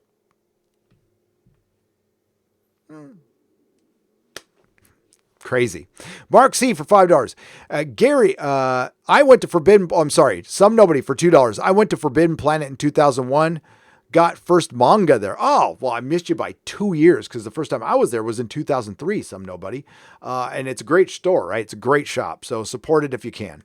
Mark C for $5. Gary, do you happen to have any late 70s 10-inch Lord of the Rings, I'm reading Lone Ranger and Silver Set Plus stand from Gabriel Toys, offering $125 if complete. I do not have that, but you're looking for one for $125. I know what you're talking about. Hey, Mark C's awesome. I love that you love the obscure. So do I. I'm a big fan. And I like that Lone Ranger movie. Lord of the Rings is on my head right now.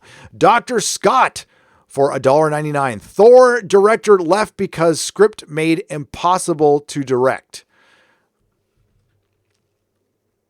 Which one? You mean like recently? Or now the original Thor Dark World director was Patty Jenkins, and she got fired, right? Now I know they didn't bring back, and that's what they brought in. The Game of Thrones director wasn't good, and Taika Waititi is directing. I don't know which movie you're referring to though. They fired a director for Dark World.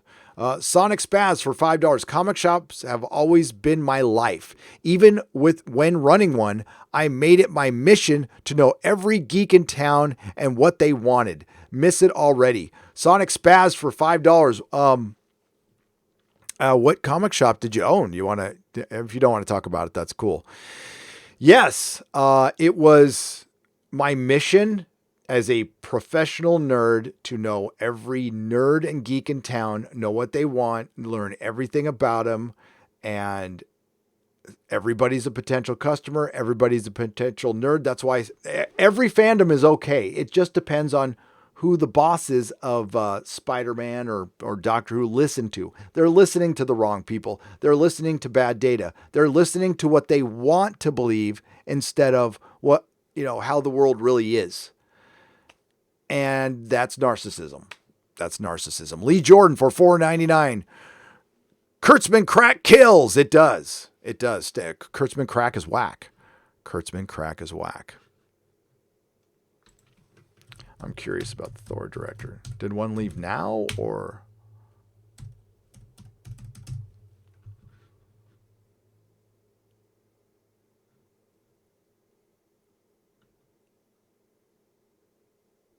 Why Marvel fired its Thor 2 director? Patty Jenkins, yeah. She didn't leave. She got fired.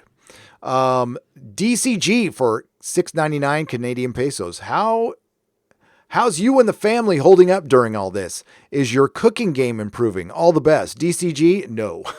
I have no cooking game. I heat and prepare. It's great. It's fine. Mrs. Nerdrotic is a little cooped up. She's used to gallivanting around town and, going to her salon and holding court there and doing a bunch of hair all day and talking all day. She's a high energy person. I'm doing what I've been doing for months now. I'm in my room recording videos, doing live streams. I can't go to the gym, so I'm out of my routine. That kills me. I can't see my friends at Pete's Coffee. That kills me. Other than that, I'm fine, and the kids are fine.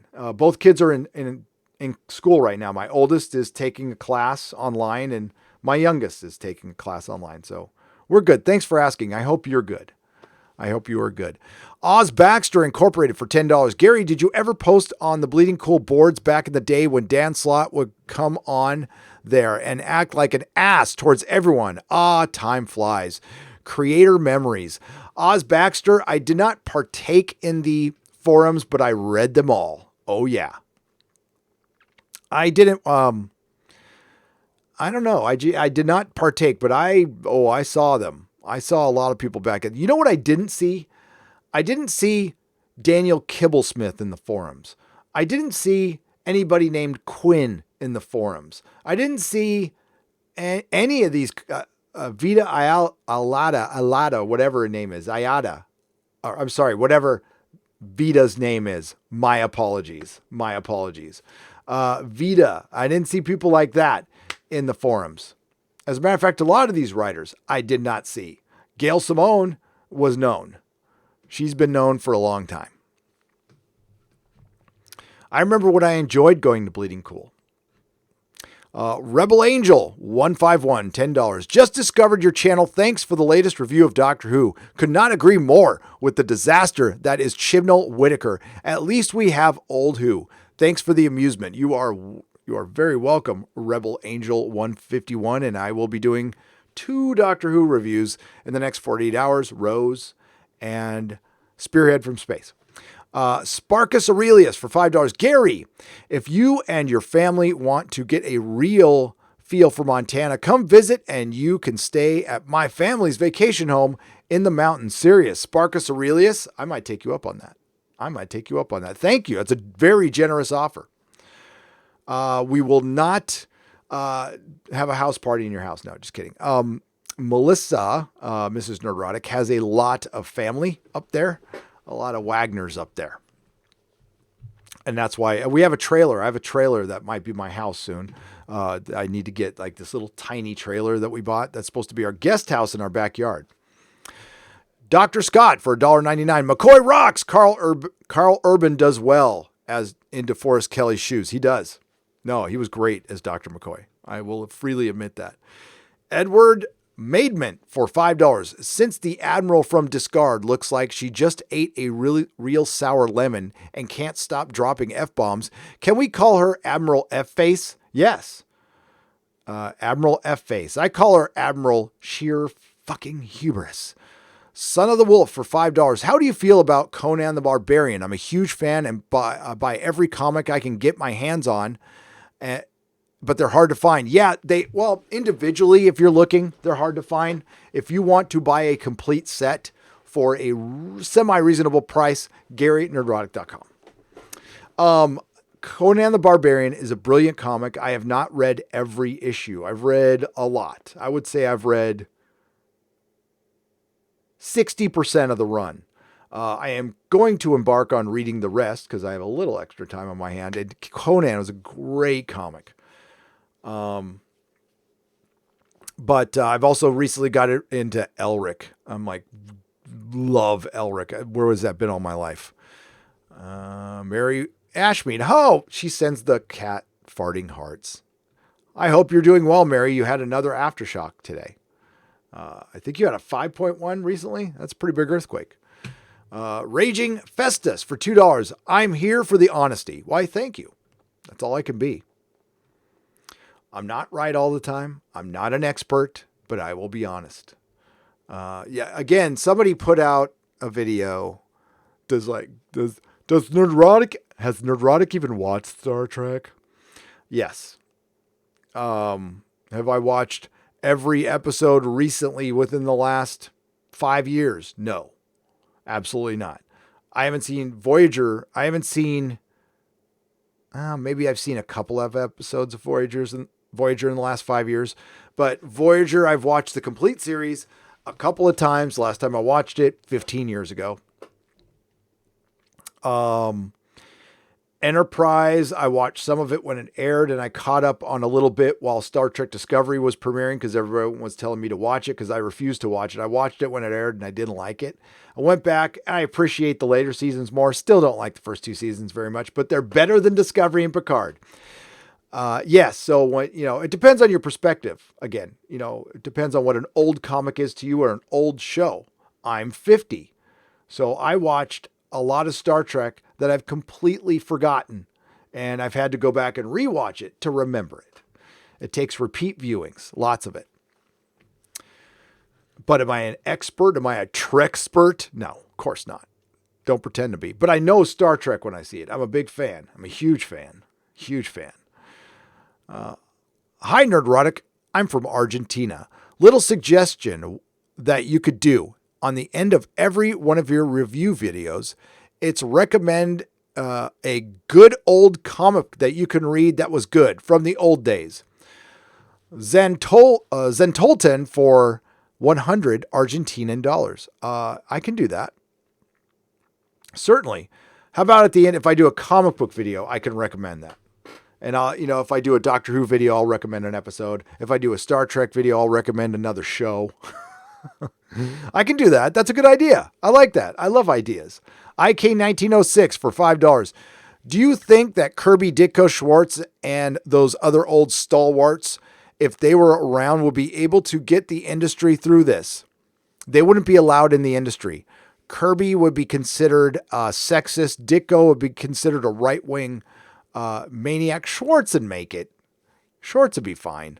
But no, they're all white males. No, it's a different time. It's a different time.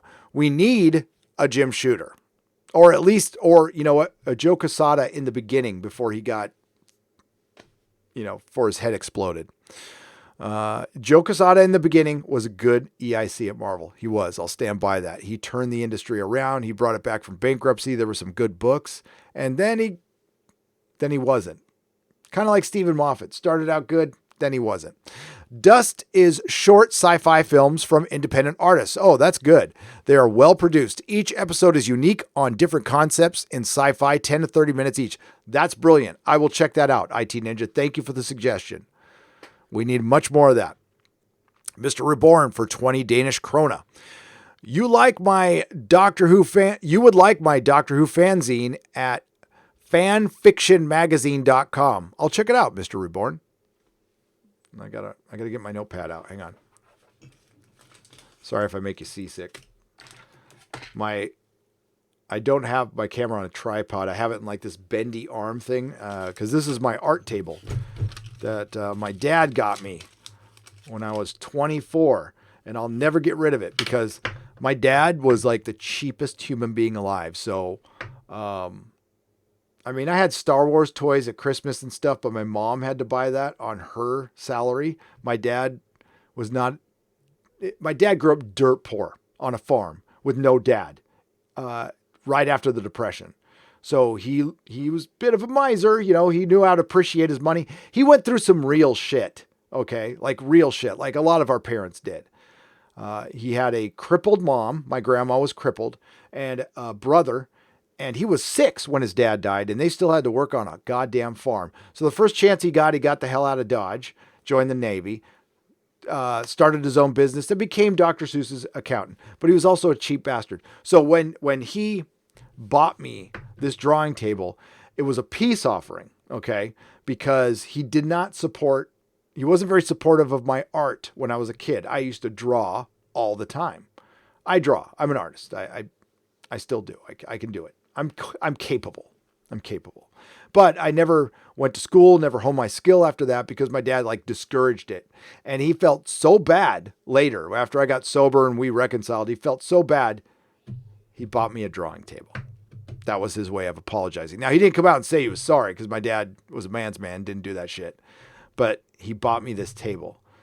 And at first I didn't get it. And then I'm like, oh, this is him saying he was sorry. And that's cool. So I'll never it's one of my most prized possessions. And it's just like a cheap Aaron Brothers art table, but it's mine that I got from my dad, who has been gone for a long time now. Robert Pearson for £5. Hi, Gary. I make a lot of prop replicas. My R2D2 is my favorite. What prop replica would you like if you could have anything? And is your UK trip still on? UK trip is on for October. We're going to be there in October for sure. This will be blown over by then. We'll be there. Had to cancel my April trip. It disappointed the hell out of me, but we will be there. Dalek. But I have an RC Dalek, but I'd like a big one. A big one. And I would fund it. Now, there is a Dalek for sale in North Carolina on eBay for like $4,000. And it looks like the Russell T Davies era. That's way too much money. I'd rather build it. I also want a life-size TARDIS, but I'd rather build it. And I don't know where I'd put it right now. My house is very small. It's basically an overblown condominium. I could buy a bigger house somewhere else, but it's San Francisco. And now I'm stuck here for a little while. Let's be honest.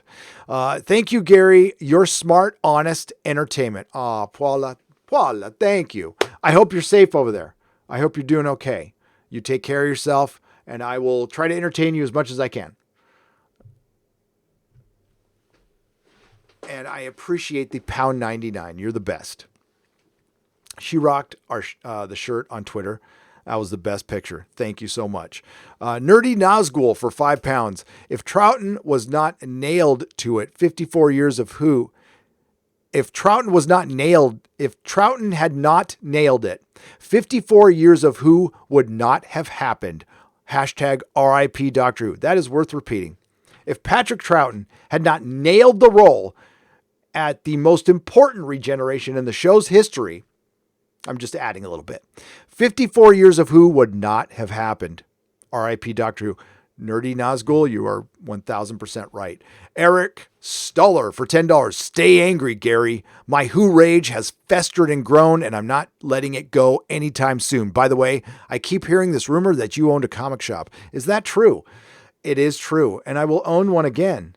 And I promise you, I will not sell any garbage by Mark Waid, Gail Simone, and I'm thinking about Tom King. I'm this close, but I kind of deserve to be blocked. A little bit. I'm going to say that, let's be real. I was kind of a dick, but, listen, it reminded me of how much he duped the comic shops.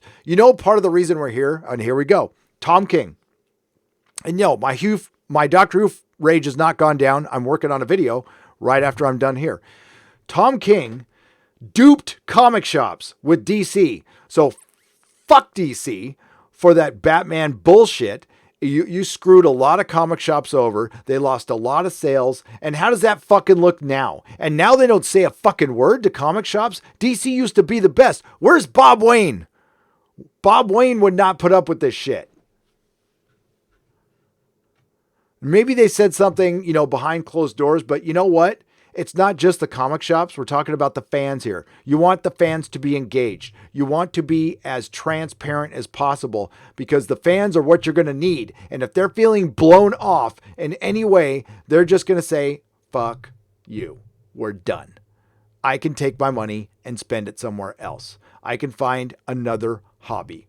I can start a YouTube channel, or I can watch YouTube, or I can make my own damn comic.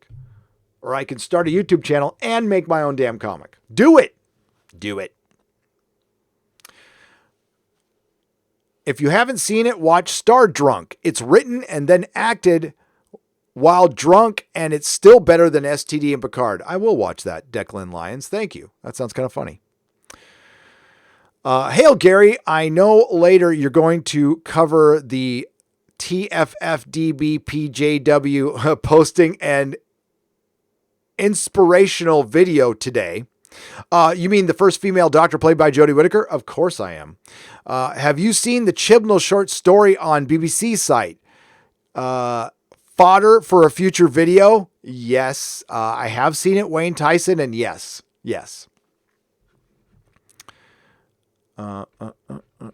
Okay, we've got Heels versus Babyface is passing on a phallic symbol. Thank you, Heels versus Babyface. And by the way, thank you for the 99 cents. And a unicorn, I got to repeat this again.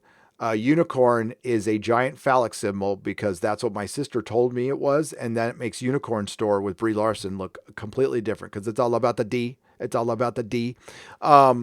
Subscribe to Heels versus Babyface.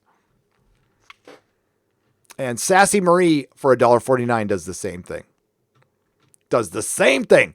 And Saucy Wench for for 99 cents gives me a happy face with hearts in the eyes. That's sweet. Pilgrim Driver for $2. Gary, Gail is protected by her gash. She is. Oh, it's funny.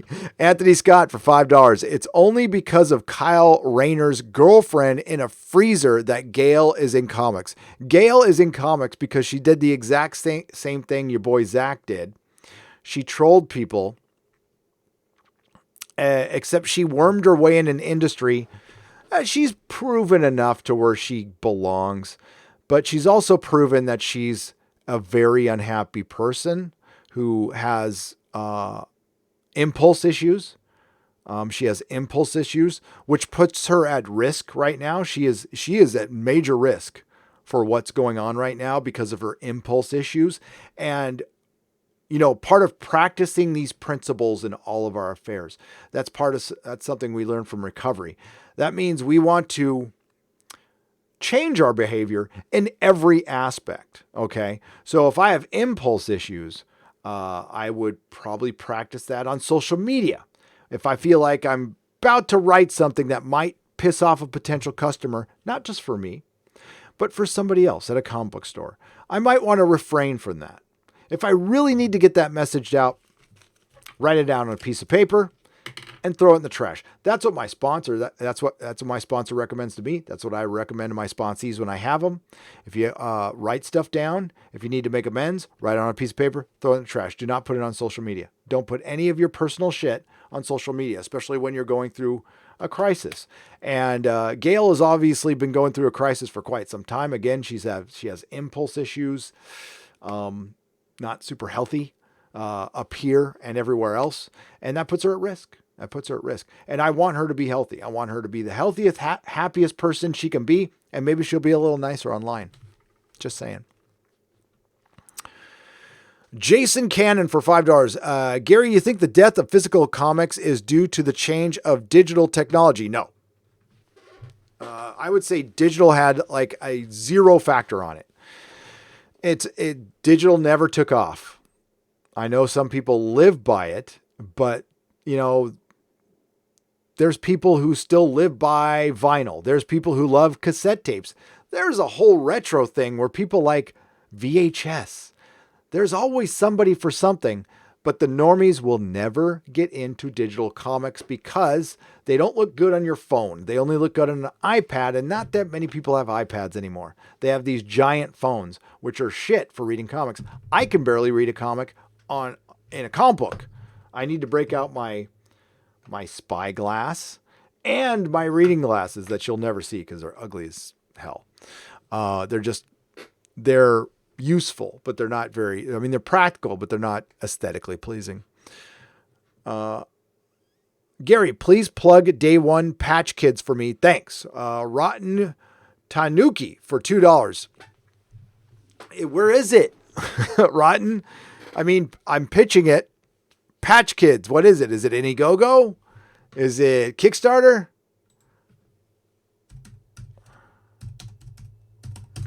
I need more deets. Cabbage Patch Kids? Just answer in the chat. You don't have to give another super chat. Just hit @Gary and tell me what it is. Adriana Escobar for $5. Thank you very much for entertaining us. Take care. You are welcome. Gracias. De nada. And hopefully you will come back. I will continue entertaining you. Joshua Riddle for $10. Remember Where's Waldo? I just did that, but with bat symbols hidden in the Joker. Mine melted.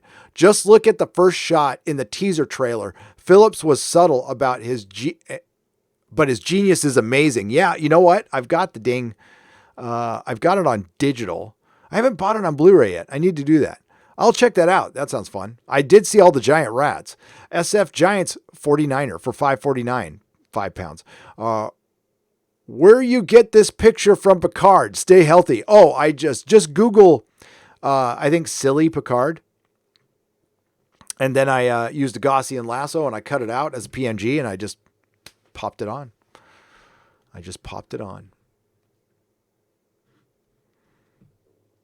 And Mary Ashmead for $5. I'm glad your family is well. My boys' school is online as well. They aren't doing graduation either. Neither is ours.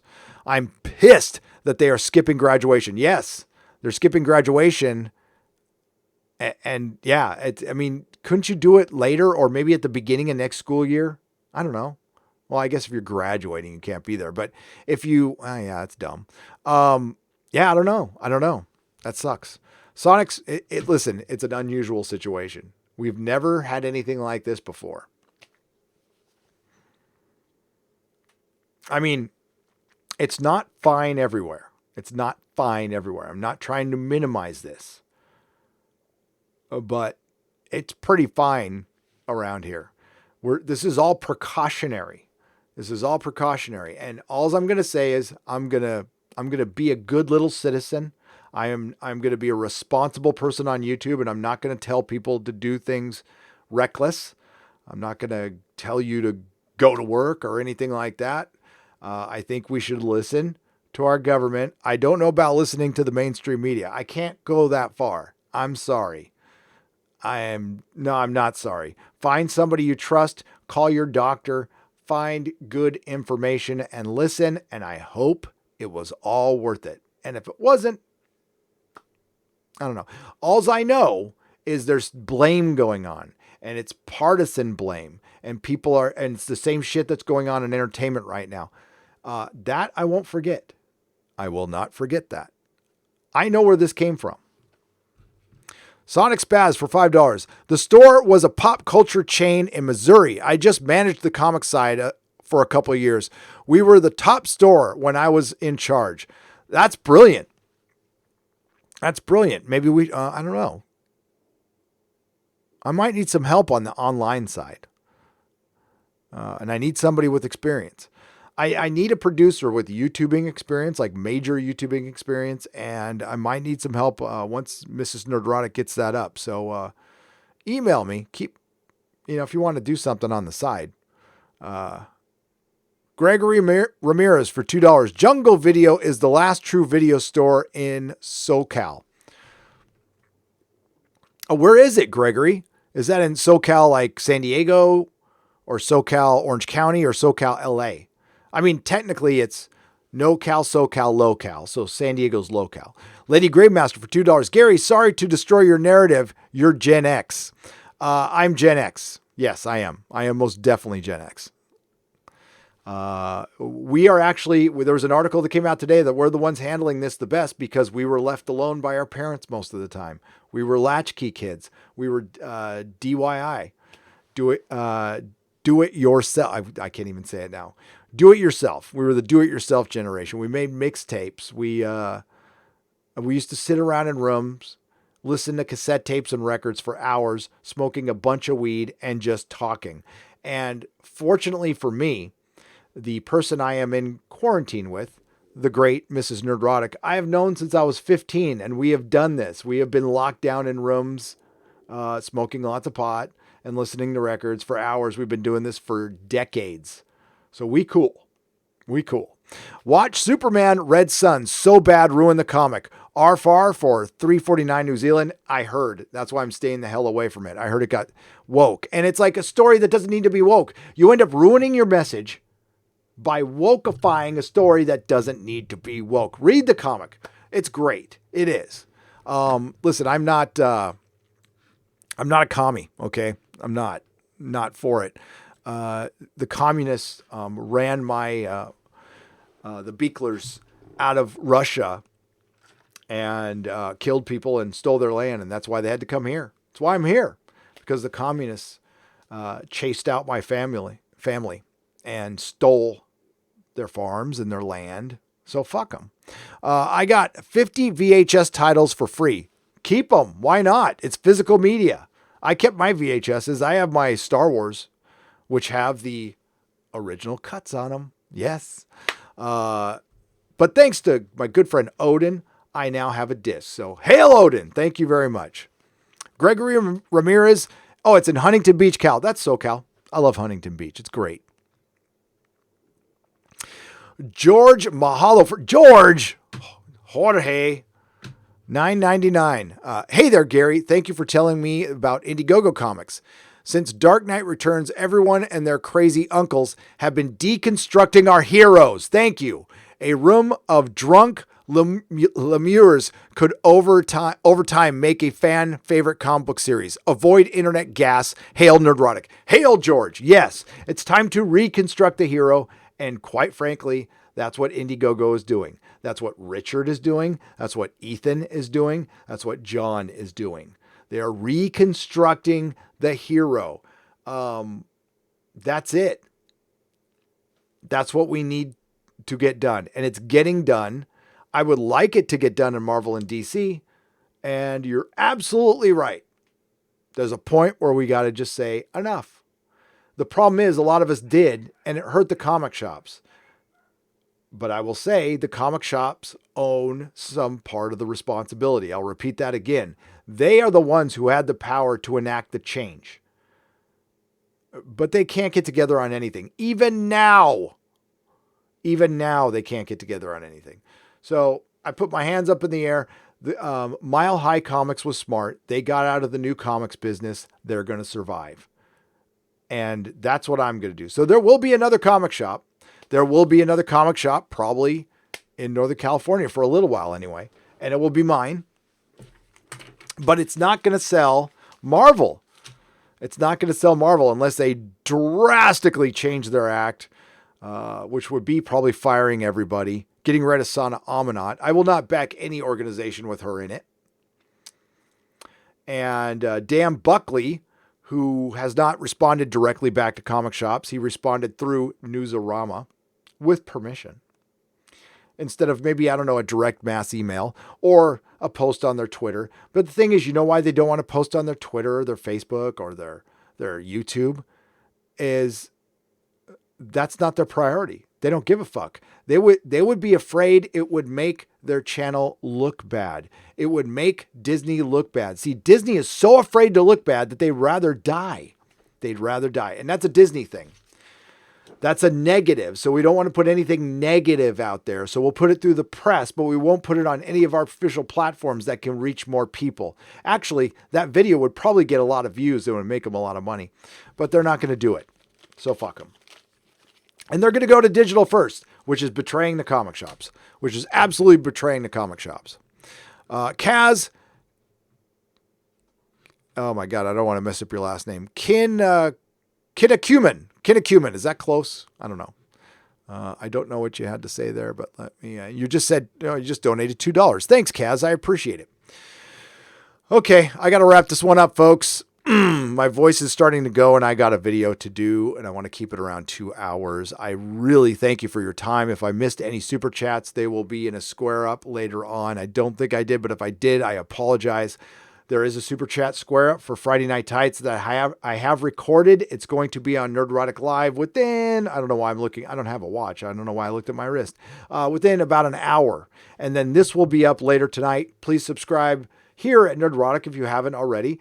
Please subscribe to Nerdrotic Live, which is my alternate channel, which shows all my live streams. Thank you to all the Modrotics, Mikey Woods, Paula, Chris Persia, Mark Lerzeth,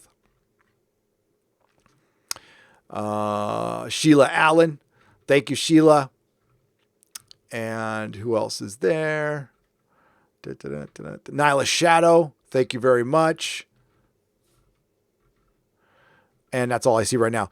And please subscribe to As Heels versus Babyface. He's on top of this. Go check out Richard's video, Diversity in Comics. Please check out his video where he gives $1,000 to a comic shop. And yes, I'm sticking by my word. I will match that. I got to email him.